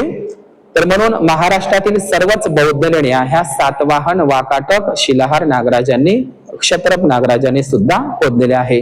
म्हणून भारतातील आणि महाराष्ट्रातील अजिंठा असेल, वेरूळ, कार्ले, भाजे, बेडसे, कुडा असेल, नाशिक, त्रिरश्मी, जुन्नर, महाड, कराड, कोंढाणे, कान्हेरी हे सर्वच बुद्ध लेण्या सातवाहन वाकाटक महाक्षत्रप त्रैकुटक नागराजांनी खोदलेले आहे.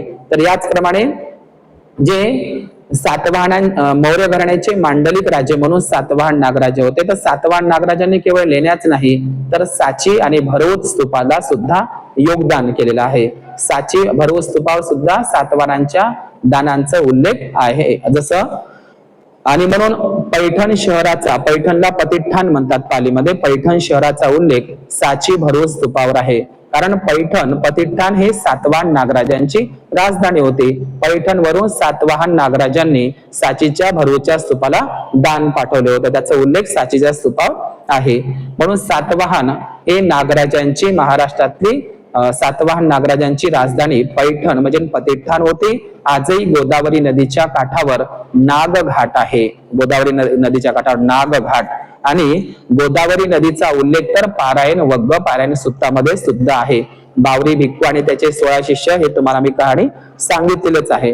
त्याचप्रमाणे जालना जिल्ह्यातील जो रोहिलगड जो किल्ला आहे आणि रोहिलगड बुद्ध लेणी हे सुद्धा सातवाहन नागराजांनी खोदलेली आहे. आणि म्हणून भारताची आणि महाराष्ट्राची पहिली शासनकर्ती नागराणी नागनिका होती. नागनिका राणी जिचं नाणेघाटला शिक्के प्राप्त झालेले आहे. नागनिका ही नागराणी नागनिका महारठीने असा उल्लेख नाणेघाटला प्राप्त झालेला आहे. आणि नागनिका राणीने स्वतःला नाणेघाटच्या गुफेमध्ये नागनिका महारठीने असा उल्लेख केलेला आहे. ते शिवनेरी जुन्नर परिसरामध्ये, आपल्याला माहित असेल शिवनेरी जुन्नर परिसरामध्ये महाराष्ट्रात सर्वात जास्त बुद्ध लेणे आहे. शिवाजी महाराज हे नागवंशीच होते आणि या शिवाजी महाराजांचा जन्म सुद्धा शिवनेरीच्या बुद्ध लेणीमध्ये झालेला आहे, जुन्नर शिवनेरीला. म्हणून या महाराष्ट्रामध्ये जे नाणे संकल्पना आहे, नाणेघाट, नाणे संकल्पना नागनिका नागराणीनं निर्माण केली होती. सातवाहन नागनिका राणी होती. आणि म्हणून या महाराष्ट्रामध्ये जे पहिला जकात नाका, टोल टॅक्स निर्माण करणारी राणी होती नागनिका. नाणेघाट, थलघाट आणि बोरघाट हे व्यापारी महामार्ग आणि या व्यापारी महामार्गावर बौद्ध लेण्या होत्या आणि या व्यापारी महामार्गावरूनच नाणेघाट, बोरघाट, थलघाट, कल्याण, सोपारा किंवा चोल बंदर या ठिकाणी बौद्ध धम्माचा प्रचार झालेला होता व्यापारी मार्गाने. म्हणून नागनिका नागराणीनं या नाणेघाटला जकात नाका पहिला टोल टॅक्स निर्माण केला होता नाणेघाटला. त्या नाणेघाटला तुम्हाला आजही दगडी रांजण दिसेल. हे दगडी रांजण तुम्हाला नाणेघाट पुणे जिल्ह्यामध्ये दिसेल जुन्नर शिवनेरी जवळ, आणि दुसरा दगडी रांजण जो सातवाहन नागनिका राणीनं जालना जिल्ह्यामध्ये रोहिलगड बुद्धलेणीपाशी किंवा रोहिलगड किल्ला बुद्धलेणीपाशी दिसेल. म्हणजे दोन दगडी रांजण सातवाहन नागराणी नागनिकानं बांधलेले होते. एक दगडी रांजण नाणेघाटला आहे आणि दुसरा दगडी रांजण रोहिलगड बुद्धलेणी जालनाला आहे. तर हे दगडी रांजण म्हणजे नागनिका राणीचे टोल टॅक्स जकात नाका होता. त्यामध्ये रांजणामध्ये दान टाकून ते भिक्खूंच्या उपयोगासाठी आणल्या जात होतं, खर्च करण्यासाठी. म्हणून सातवाहन नागराजांची मोठ्या प्रमाणात बौद्ध लेण्या महाराष्ट्रामध्ये खोदलेल्या आहे. म्हणून या सातवाहन नागराजांचं आणि वाकाटक नागराजांचं महाराष्ट्रामध्ये मोठ्या प्रमाणात योगदान आहे. त्यांनी मोठ्या प्रमाणात बौद्ध लेण्या खोदून बौद्ध भिक्खूंना त्या ठिकाणी आश्रय दिलेला होता, प्रचार प्रसार बुद्ध धम्माचा केला होता. म्हणून महाराष्ट्रामध्ये किल्ले निर्मिती संकल्पना बुद्धांच्या काळामध्ये, किल्ले निर्मिती संकल्पना बुद्धांच्याच काळामध्ये होती. आपण अंगुत्तर निकायामधलं नगरोपम सुत्त, राजांनी आपल्या राज्याचं रक्षण कसं करायचं, राजांनी आपल्या राज्याचे रक्षण कसं करायचं, त्याचे 7 नियम भगवान बुद्धांनी नगरोपम सुत्तामध्ये सांगितले आहे. त्याच्यामध्ये 7 नियमापैकी एक नियम म्हणजे किल्ला निर्मिती नियम. तर ही किल्ला निर्मिती बुद्धाच्याच काळातली संकल्पना आहे आणि नंतर आपण पाहत असतो नगरोपम सुत्तामध्येच किल्ला निर्मिती आहे. राजाने आपल्या राज्याचं रक्षण करण्यासाठी किल्ला बांधला पाहिजे. तर आपल्याला असं वाटतं की किल्ले हे फक्त शिवाजी, संभाजी महाराज, आपण किल्ला, गड किल्ला नाव ऐकलं तर आपल्याला शिवाजी महाराज, संभाजी महाराजांचंच नाव येतं, परंतु नाही, बुद्धांच्याच कालखंडापासून किल्ला निर्मिती होती, हे आपण लक्षात घेतले पाहिजे. मौर्य राजांनी सुद्धा काही किल्ले निर्माण केले होते. म्हणजे बुद्धापासूनची किल्ला निर्मिती परंपरा मौर्य राजांनी पाळली आणि नंतर सातवाहन आणि नंतर भोसले नागवंशी शिवाजी महाराजांनी ते सुद्धा पाळलेली आहे. तर आपण पाहिलेलं असेल की या भारतामध्ये सर्वात मोठा किल्ला आहे राजस्थान जिल्ह्यामध्ये, तो चित्तोडगड किल्ला. राजस्थान मधला जगातील सगळ्यात मोठा किल्ला आहे, वर्ल्ड हेरिटेज चित्तोडगड किल्ला राजस्थानमध्ये. हा चित्तोडगड किल्ला चित्रांगद मौर्य राजांनी बांधलेला आहे. याच राजस्थानमध्ये कुंभलगड नावाचा किल्ला आहे दुसरा. तर हा कुंभलगड किल्ला सुद्धा संप्रती नावाच्या मौर्य राजांनी बांधलेला आहे. म्हणजे किल्ला निर्मिती बुद्धापासून मौर्य काळातही होती आणि नंतर सातवाहन, भोसले, शिवाजी काळापर्यंत आपल्याला दिसते. तर आपल्याला असं वाटतं की महाराष्ट्रातले जेवढे काही किल्ले आहे, गड किल्ले, हे शिवाजी राजांनी बांधले, परंतु अजिबात नाही. महाराष्ट्रामध्ये पहिल्यांदा किल्ला निर्मिती करणारे राजे होते सातवाहन नागराजे. जसं की लोहगड किल्ला, विसापूर किल्ला आणि जुन्नर शिवनेरी किल्ला, रोहिलगड किल्ला, इकडे धुळे जिल्ह्यातील भामेर किल्ला, हे सगळे किल्ले सातवाहन नागराजांनी निर्माण केले. त्याची भरभराट शिवाजी, संभाजी महाराजांनी केलेली आहे.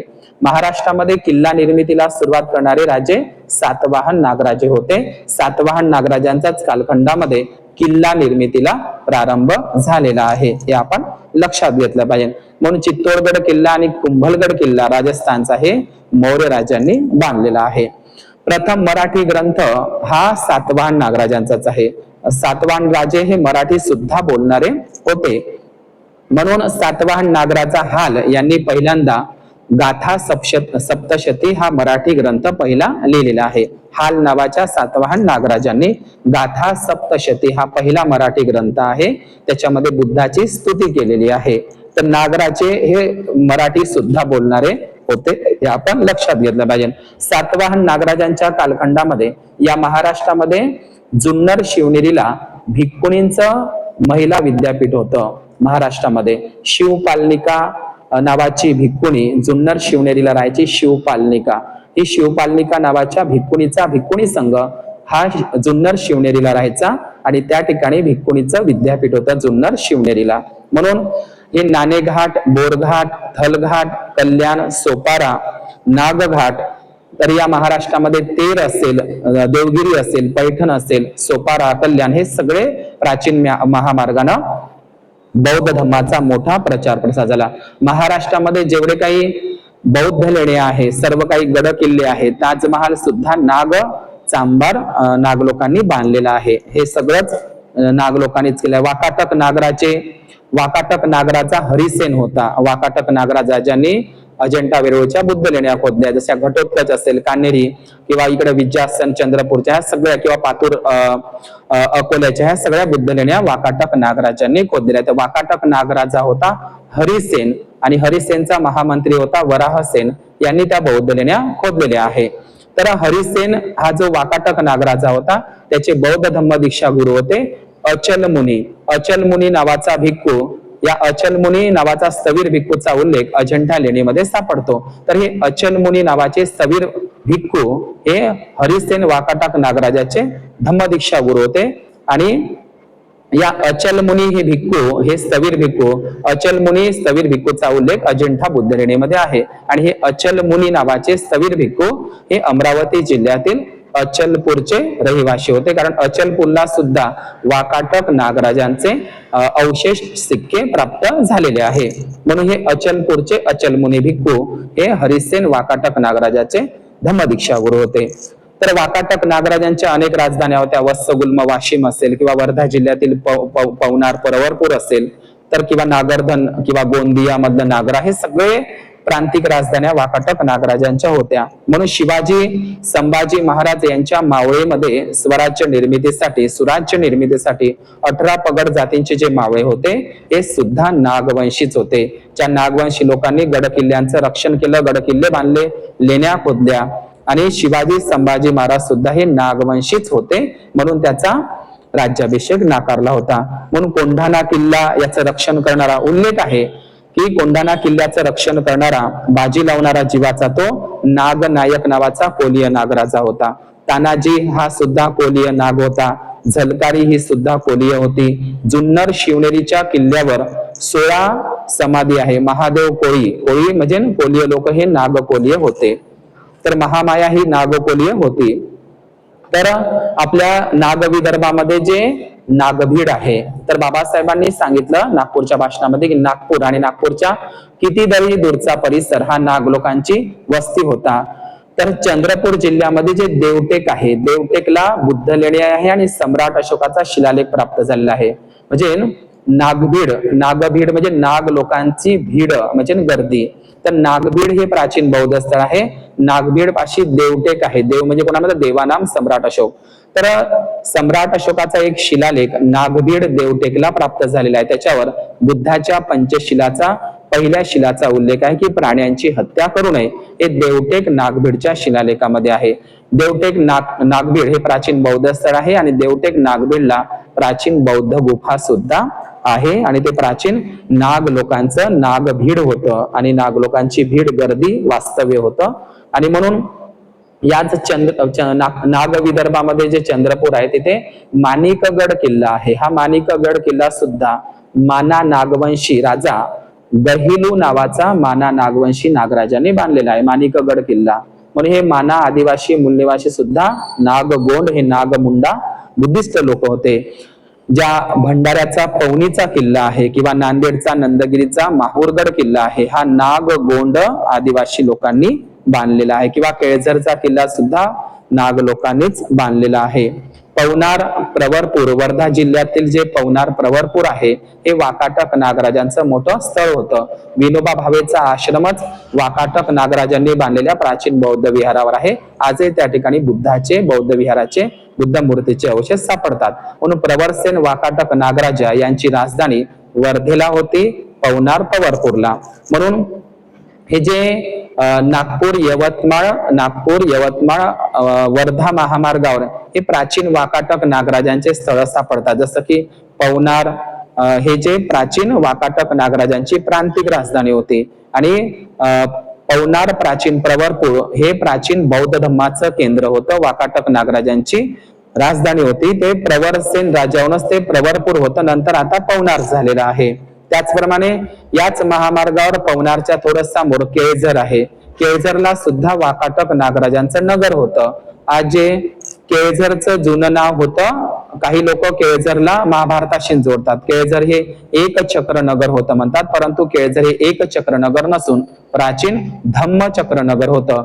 पवनार म्हणजे प्रवरपूर आणि केळझर हे प्राचीन वाकाटक नागराजांचे नगर होते, शासन होतं, त्यांची सत्ता होती. आणि म्हणून आजही पवनार आणि वर्धाच्या जवळपास नाग लोकांच्या नाग शब्दाशी जोडलेली गावं आपल्याला आढळतात. जसं वर्धेला लागून असलेलं नागठाणा, नागापूर, नागझरी किंवा नागटेकडी, नागपठार आणि या केळझरचं प्राचीन नाव धम्मचक्रनगर होतं, एक चक्रनगर नाही. आणि वाकाटक नागराजांची सत्ता होती या संपूर्ण नाग विदर्भामध्ये. आणि भद्रावती, जो भद्रावती हे नाव आपल्या डोळ्यासमोर आलं तर भद्रावती हा उल्लेख भद्रावती राजा प्रसेनजिताच्या लाडक्या हत्तीनीचे नाव होते भद्रावती. भद्रावती हा शब्द सामावतीच्या कहाणीमध्ये सुद्धा आढळेल. इथे भद्रावती ते कौशांबी कल्ली, तर भद्रावती भद्रा म्हणजे सुंदर होत असते. जसं भिक्खुणीचं विशेषण आहे थेरीगातामध्ये भद्रा काच्छायना, भद्रा कपिलानी, भद्रा कुंडलकेशा. तर भद्रा आणि सुभद्रा, तर भद्रा म्हणजे सुंदर होत असते. तर हे भिक्षुणींचं विशेषण होतं. आणि भिक्खूंना सुद्धा ते एक भिक्खू आणि भिक्खुणींना ते विशेषण होतं भद्रा आणि भद्र. जसं सुभद्र, शीलभद्र आणि राहुल भद्र, जसं भद्रा आणि भद्र हे बौद्ध भिक्खू आणि भिक्खुणींचं विशेषण होतं त्रिपिटकामध्ये. म्हणून भद्रावती हे नाव भद्रा म्हणजे सुंदर होत असते आणि सुंदर अशी नगरी म्हणजे धम्मनगरी, बौद्ध नगरी भद्रावती. या भद्रावतीला सुद्धा भद्रनाग नावाचा नागराजा राहत होता. आणि केळझर धम्मचक्र नगरला धम्मनाग नावाचा नागराजा राहत होता. कुठे? केळझर जे प्राचीन धम्मचक्र नगर आहे, तर या धम्मचक्र नगरला धम्मनाग नावाचा नागराजा, त्याची नागराणी भद्रशिला आणि सुमित्र नावाचा नागराज पुत्र. आणि त्या ठिकाणी ते सुसीम प्रश्न या ग्रंथामध्ये केळझर धम्मचक्र नगरचा उल्लेख आहे. तर ज्याप्रमाणे केळझर धम्मचक्र नगरला धम्मनाग नावाचा नागराजाचं राज्य होतं, त्याचप्रमाणे भद्रावतीला भद्रनाग नावाच्या नागराजाचा उल्लेख होता. म्हणून भद्रावतीला हे भद्रावती नाव भद्रनाग नावाचा नागराजा होता. तसे 7 नागराजांचा उल्लेख भद्रावतीला सापडतो. तर म्हणून त्याला भद्रनाग म्हणतात किंवा काही लोक भद्रशील म्हणतात. तर भद्रशील, भद्रनाग, आजही भद्रावतीला नागपंचमीच्या दिवशी भद्रनाग नावाचं नाग मंदिर आहे. तो भद्रनाग नावाचा नाग मंदिर नसून तो भद्रनाग नावाचा नागराजा होता, बुद्धिस्ट नागराजा. भद्रावतीला त्या चंद्रपूर, नाग विदर्भातील चंद्रपूरला, तर तिथे 7 नागराजांचं नागशासन होतं. त्याचा उल्लेखही आहे ते विद्यासन बुद्धलेणीच्या त्या भद्रावती नगरीला, तर त्याचे नाव उल्लेख आहे. तर सातवाहन आणि वाकाटक हे नागराजेच होते, ज्यांनी सातवाहन राजा चंद्र आणि वाकाटक नागराजा, सातवाहन नागराजे आणि वाकाटक नागराजे यांनीच भद्रावतीच्या विद्यासन बुद्धलेण्या, विद्याचरण संपन्न म्हणतो, ह्या विद्यासन बुद्धलेण्या वाकाटक सातवाहन नागराजांनीच खोदलेले आहे. गडचिरोली जिल्ह्यामध्ये जे मार्कंडा असेल किंवा आजही अहेरी पाशी गडचिरोली जिल्ह्यामध्ये नागेपल्ली ठिकाण आहे. नागेपल्ली आणि मुलचेरा हे ठिकाण सुद्धा सातवाहन वाकाटक नागराजांचे बौद्ध अवशेष स्थळ तिथे प्राप्त झालेले आहे. नागेपल्ली म्हणजे नागलोक, तर हे अहेरी गडचिरोलीमध्ये आहे. तर या भद्रावतीला जे 7 नागराजांचा उल्लेख आढळतो, त्या 7 नागराजांचे उल्लेख भद्रावती शहरामध्ये आढळतो. तर त्याची नावं अशी आहे: नागबंधू, नागसेन, भटाळा. जे भटाळा मंदिर आहे ते भटाळा एका नागराजाचं नाव आहे आणि भटाळा हे प्राचीन विहारच आहे. निलांबरी म्हणजे नागबंधू, नागसेन, भटाळा, निलांबरी, चिंतामणी, दुधाळा आणि बारीनाग हे 7 नागराजे नागशासन त्याचं भद्रावतीला भटाळ्यापर्यंत होतं, हे आपण लक्षात घेतलं पाहिजे. म्हणून अशा पद्धतीनं या वर्धा जिल्ह्यातील पवनी अलीपूर असेल, या ठिकाणी सुद्धा पद्मनाग नावाचा नागराजा, आणि ज्या अकोला जिल्ह्यातील पातूर बुद्धलेणी आहे, ह्या वाकाटक नागराजांनीच खोदलेले आहे. जसं आणि बौद्ध सम्राट हर्षवर्धन जो बौद्ध राजा होता, या सम्राट हर्षवर्धन राजांनी नागानंद नावाचं एक नाटक सुद्धा लिहिलेलं होतं, जिमूत वाहन नागराजाची कहाणी. शिलाहार राजे ज्यांनी कान्हेरी बुद्धलेण्या खोदकाम केलं. शिलाहार राजांमध्ये सुद्धा नागसेन नावाचा शिलाहार राजा होता, दुसरा चित्तसेन आणि काश्मीरमध्ये, खास करून काश्मीरमध्ये नागराजांची सत्ता होती. आणि या काश्मीरमध्ये बौद्ध राजा नीलमत पुराण आणि राजतरंगिणी या काश्मीरच्या प्राचीन ग्रंथामध्ये बौद्ध राजा सम्राट ललितादित्य मुक्तापीड हा कर्कोटक बघा, कर्कोटक नागवंशी राजे काश्मीरला होऊन गेले. त्याचा अत्यंत बौद्ध सम्राट राजा होता ललितादित्य मुक्तापीड नावाचा कर्कोटक नागराजा काश्मीरचा. तर त्याचप्रमाणे या कर्कोटक नागराजांमध्ये ललितादित्य, विनयादित्य आणि दुर्लभवर्धन हे बुद्धिस्ट नागराजे होऊन गेले, ज्यांनी काश्मीर आणि चीन पर्यंत त्यावेळी बौद्ध धर्माचा प्रचार प्रसार केलेला होता. कर्कोटक नागराजे हे काश्मीरला होते आणि त्यांनी परिहासपोरा असेल, म्हणजे काश्मीरमध्ये परिहासपोरा नावाचं प्राचीन बौद्ध विहार आणि मार्तंड प्राचीन बौद्ध विहार सुद्धा बांधलेलं होतं. अवंती स्वामी बुद्ध विहार सुद्धा काश्मीरला आजही पाहायला मिळेल. म्हणून काश्मीरमध्ये सुद्धा नाग लोकांचं नाग शासन होतं. आजही अनंतनाग नावाचा जिल्हा आहे काश्मीरमध्ये. नीलनाग नावाचं नीलनाग सरोवरही आहे आणि नीलमत पुराणामध्ये नीलनाग नावाच्या राजाचा उल्लेख आहे. नीलमत पुराणामध्ये नीलनाग, अनंतनाग हे नागराजे काश्मीरमध्ये होऊन गेलेले आहे. काश्मीरमध्ये एकूण 78 नागराजे होऊन गेले. कर्कोटक नाग, अनंतनाग, वेरीनाग, नारनाग, नागबल, नीलनाग, नागम, कोकरनाग आणि हे सगळे वाकाटक नागराजे आणि कर्कोटक नागराजे हे सगळे कर्कोटक नागराजे हे काश्मीरमधले आणि वाकाटक नागराजे हे नाग विदर्भ महाराष्ट्रामधले. तर नागराजा बौद्ध धर्मामध्ये, बौद्ध लेण्यांमध्ये आपल्याला महायान वज्रयांमध्ये शिल्पकला सापडते. नागराजा, हारिती, पंचिका, नागशिल्प, अजिंठा घटोत्कच लेणीमध्ये आपल्याला नागराजाचं शिल्प दिसतं, जे नागराजांनी बौद्ध धर्माचं रक्षण केलं, राजाश्रय दिला. तर नागविदर्भामध्ये नागपूर आहे, तसंच झारखंडमध्ये छोटा नागपूर आहे.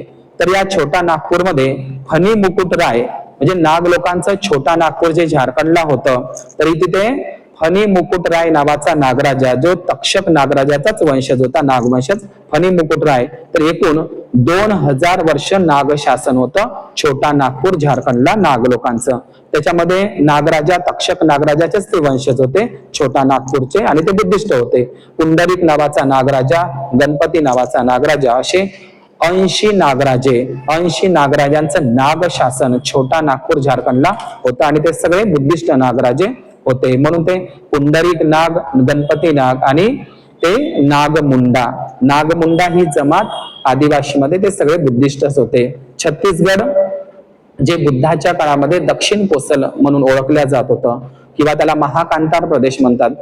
या छत्तीसगडमधले जेवढे काही नागगोंड आदिवासी मूलनिवासी लोक आहे, प्राचीन बुद्धिस्टच लोक आहे.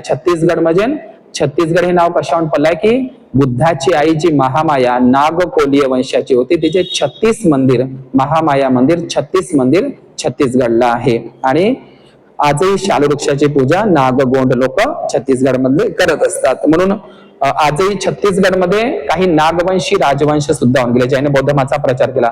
जसा नल नागवंश दक्षिण छत्तीसगडला होऊन गेला. सोमवंशी, पांडुवंशी आणि नागवंशी. आपल्याला माहित असेल की छत्तीसगडमध्ये सिरपूर नावाचं प्राचीन बौद्ध स्थळ आहे. शिरपूर प्राचीन बौद्ध स्थळ नालंदा सारखं.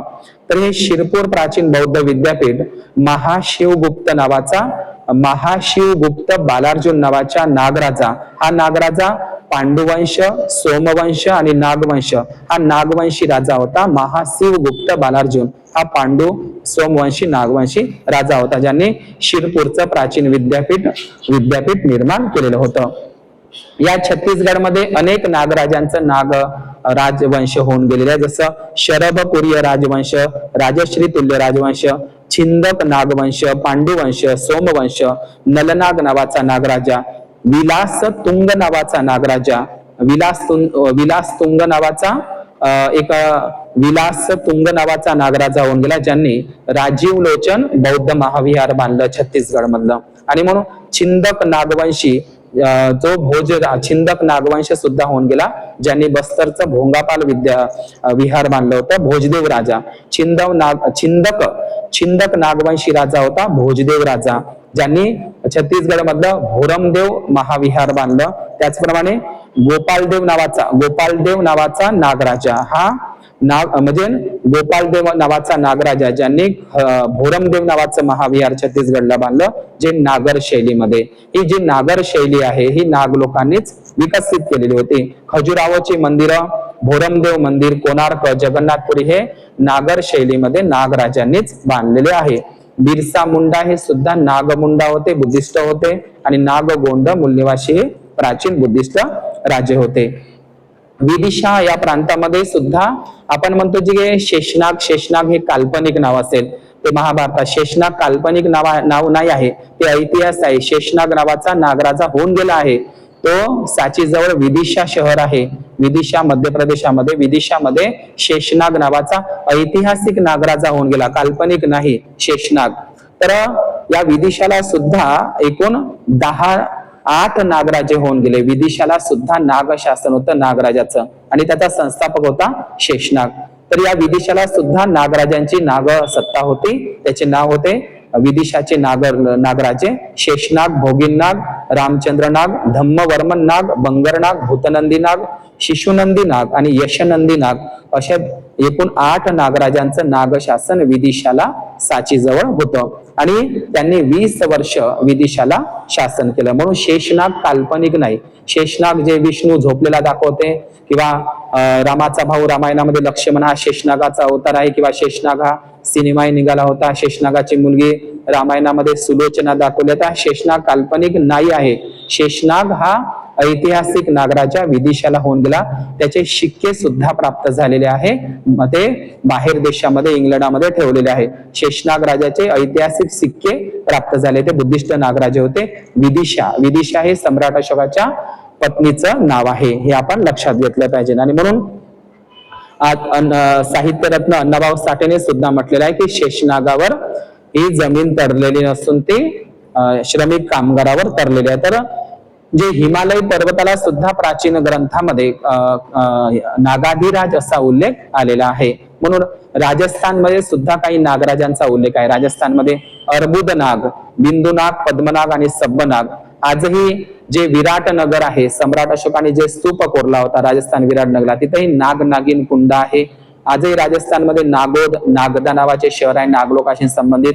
मेवाडचा राजा नागादित्य गहिलू राजवंश चालुक्य राजा होऊन गेले महाराष्ट्रामध्ये, कर्नाटकमध्ये. त्याच्यामध्ये सुद्धा नागवर्धन हे एका चालुक्य राजाचं नाव आहे. सोनभद्र या ठिकाणी सोननाग होऊन गेलाय. आणि मध्य प्रदेशामध्ये जे पचमडी आहे तिथं 5 लेण्या आहे पचमडी नागद्वारला. तर नागद्वार म्हणजे काय, नाग लोकांच्या प्रत्येक घराला नागद्वार असं म्हटलं जात होतं. नागद्वार म्हणजे नाग लोकांचं द्वार. नागद्वार पचमडी हे प्राचीन बौद्ध स्थळ आहे, तिथे नागद्वार पचमडीला प्राचीन बौद्ध लेणी आहे. म्हणून महाराष्ट्रामध्ये नाग लोकांचा उल्लेख आपल्याला बुद्ध लेण्यांमध्ये आढळतो. नाग या शब्दाचा अपभ्रंश होऊन नाक झालेला आहे. तर आजही आपण महाराष्ट्रामध्ये नाग या शब्दाचं नाक हा अपभ्रंश झालेला आहे. तुझे नाक गेले आहे, तुला नाक नाही, तू नाकानं नकटी आहे. नाक नाही म्हणजे तू पाक नाही, शिलवान नाही. म्हणजे नाक म्हणजे शिलवान व्यक्ती, म्हणजे नाग नाही, तुझं नाक गेलं म्हणजे तुझं शील गेलेलं आहे, चारित्र्य गमावलेलं आहे. आजही लोक एक काल्पनिक कहाणी सांगतात की जमिनीखाली हांडे राहतात, सोन्याचा खजिना राहते आणि त्याच्यावर नाग बसलेले असतात, तर धनावरचा नाग म्हणतात. तर धनावरचा नाग ही कल्पना, धनावरचा नाग म्हणजे या जम्बूद्वीप भारतामध्ये नागराजे हे धनवान नागराजे होते, म्हणून धनावरचा नाग म्हणतात. तर धनावरचा नाग हे सोन्याच्या खजानाचा रक्षण करते, पण ते काल्पनिक नाग सर्प नाही, तर धनवान नागराजे होऊन गेले होते. आणि म्हणून नाग या शब्दाचा अपभ्रंश नाक झालेला आहे. तर महाराष्ट्रामध्ये जेवढ्या काही बौद्ध लेण्या आहेत त्याच्यामध्ये नाग या शब्दाचा अपभ्रंश नाक झालेला आहे. जसं नाशिकच्या त्रिरश्मी लेण्यामध्ये 40 नाक, वसूल नाक, राम नाक म्हणजे नाग या शब्दाचं नाक झालेलं आहे. म्हणजे नाग लोकांनीच महाराष्ट्रामधल्या बौद्ध लेण्या खोदलेल्या आहेत, दान केलेल्या आहे त्यासाठी. म्हणून नाशिकच्या त्रिरश्मी लेण्यामध्ये 40 नाक, वसूल नाक, राम नाक असा उल्लेख आलाय. जुन्नर शिवनेरी लेणीमध्ये वीरसेन नाक. तसं नाणेघाटच्या गुहेमध्ये नागनिका महारठिणी आणि किंवा बेडसे बुद्ध लेणीमध्ये नागमुलनिका, राणी कार्ला बुद्ध लेणीमध्ये अग्निमित्र नाग, महादेव नाग, उसब नाग, कान्हेरी बुद्ध लेणीमध्ये नागनाग. आणि आजही महाराष्ट्रामध्ये नागपाडा, नागो ठाणे रायगड जिल्ह्यामध्ये गाव आहे, जालना जिल्ह्यामध्ये नागेवाडी असेल. भारसिंग नावाचे नागराजे सुद्धा पवाया मध्य प्रदेशमध्ये होऊन गेलेला आहे, भारसी राजवंश.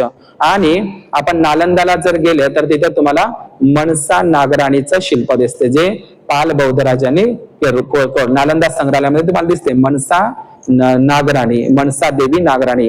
तर ही मनसा नागमाता, नागदेवी, पाल वज्रे आणि बौद्ध देवी, त्याचं शिल्प तुम्हाला नागफण्यावर बसलेलं नालंदा संग्रहालयामध्ये दिसते. त्याचप्रमाणे श्रावस्तीला सुद्धा एक नागराजा होऊन गेला, सुहेलदेव नावाचा नागराजा, तो बुद्धिस्ट होता. आणि मथुरा ज्याला महाथेरा म्हणतात, या ठिकाणी सुद्धा नागशासन होतं. बृहस्पती नाग, गणपती नाग आणि देवनाग या नागराजांचं नागशासन मथुरा, महाथेरा या ठिकाणी होतं. मथुरा हे सम्राट अशोकाचे धम्मदीक्षा गुरु मोगली पुत्रतीस यांचं जन्मगावही आहे. आणि अहिछत्र हे उत्तर प्रदेशामध्ये, तिथं अच्युत नाग नावाचं नागराजा होता. आपल्या महाराष्ट्रामध्ये कोल्हापूर नसून ते कोल्हापूर होतं, महामाया कोल्हापूर. तर हे कोल्हापूरला सुद्धा महाराष्ट्रामध्ये नागकोलियाचं शासन होतं. महिधर नाग, कुमुद नाग आणि जो हरियाणा पंजाबचा अग्रसेन महाराजा होऊन गेला, त्यांनी नागराणीला मागितलं होतं. माधवी नावाची नागराजकुमारी ही कोल्हापूरची होती, ज्या राजा अग्रसेनांनी अग्रोहाला मागितली होती, जे अग्रवाल समाजाचे आहे. आणि कांतीपुरी हे मध्य प्रदेशामध्ये ठिकाण आहे, तिथे सुद्धा 10 नागराजांचं नागशासन होतं. आणि भीमा कोरेगावाच्या विजय स्तंभावर जे 500 नागवंशी लोकांनी शौर्य गाजवलं, पराक्रम गाजवला, या नाग लोकांनीच ते भीमा कोरेगावाचा विजय, म्हणजे एका नागवंशी लोकांनी एक ब्राह्मण पेशव्याला 56 पाहिले होते नागवंशी लोकांनी. तर त्या भीमा कोरेगावाच्या स्तंभावर सुद्धा 500 नागवंशी लोकांचं विजय स्तंभावर नाव कोरलेलं आहे. त्याच्यामध्ये सिद्धनाग असेल, जो सिद्धनाग कळंबी सांगलीचा होता. आणि रायनाग हा जो महार, भीमा कोरेगाव, रायनाग आणि सिद्धनाग, रायनाग हा रायगडचा होता आणि हा रायबा महारचा नागवंशी वंशज होता. आणि नाग लोकांनी, म्हणून एफ स्टॉर्टन असा म्हणतो भीमा कोरेगावाचा, की नाग लोकांनी जर मनात आणलं तर अख्ख्या जगावर नाग लोक शासन करू शकतात. म्हणून दुसऱ्या महायुद्धामध्ये सुद्धा नाग लोकांनी, खरड्याची लढाई असेल, भीमा कोरेगावाची लढाई असेल आणि दुसरं महायुद्ध असेल, त्याच्यामध्ये सुद्धा नाग लोकांनी आपलं शौर्य गाजवलेलं आहे. म्हणून बाबासाहेब म्हणतात की तुम्ही भेड बकरीची संतान नसून सिंहाचे छावे आहात, महाडला म्हणतात. आणि या छत्रपती शिवाजी महाराज असेल, संभाजी महाराज असेल, तानाजी, हे सगळे लोक नाग लोकच होते. जीवा महार, तानाजी महार किंवा मग हंबीरराव मोहिते, हे सगळे रायबा महार, हे सगळे नागवंशीच होते. नाग लोकांनीच एक गड किल्ल्यांचं रक्षण आणि बांधकाम केलेलं होतं. झलकारीबाई सुद्धा कोलीय नागवंशाची होती. आणि जैन धर्माचे तीर्थंकर पार्श्वनाथ हे सुद्धा नागवंशीच होते. उस्ताद लवजी साळवे असेल, ज्यांना कुस्ती शिकवणारा, उस्ताद लवजी साळवे यांना कुस्ती शिकवणारा रानबा महार हा सुद्धा नागवंशीच होता. किंवा बिहारमध्ये पहाड फोडून रस्ता बनवणारा दशरथ मांझी हा सुद्धा नागराजाच होता. आणि नागर शैली नाग लोकांनी विकसित केली होती. या भारतामध्ये नाग लोकांनी नागर शैली विकसित केली होती, ज्यांनी नागर शैलीमध्ये कोणार्क, जगन्नाथपुरी, सोमनाथ, देवगड, मोढेरा, मुंडेश्वरी, तेलिका मंदिर, ग्वालियर, खजुराहो, भोरमपूर आणि लिंगराज हे सगळे, आणि आजचं आधुनिक राम मंदिर सुद्धा नागर शैलीमध्येच बांधलेलं आहे. या नाग लोकांचीच ती शैली होती. म्हणून चक्रधर जे स्वामी आहे, महानुभाव पंथाचे चक्रधर स्वामी, हे सुद्धा बुद्धिस्ट होते. या चक्रधर स्वामीच्या एका प्रमुख शिष्याचं नाव नागदेवाचार्य आहे आणि ते सुद्धा बुद्धिस्ट होते. आणि वारकरी संत नाथपंथी, आदिनाथपंथी, 84 सिद्धनाथपंथी, हे बसवण्णा, हे सगळे नागवंशी लोक होते. गुर्जर प्रतिहार राजवंश जो ग्वालियर राजस्थानला होऊन गेला, ते सुद्धा, त्यांच्यामध्ये सुद्धा नागभट्ट द्वितीय, नागभट्ट प्रथम असा उल्लेख आढळतो. म्हणून 84,000 बौद्ध विहारे, महास्तूप आणि बौद्ध लेण्या, हे सर्व नाग लोकांनीच त्याचं बांधकाम केलेलं आहे.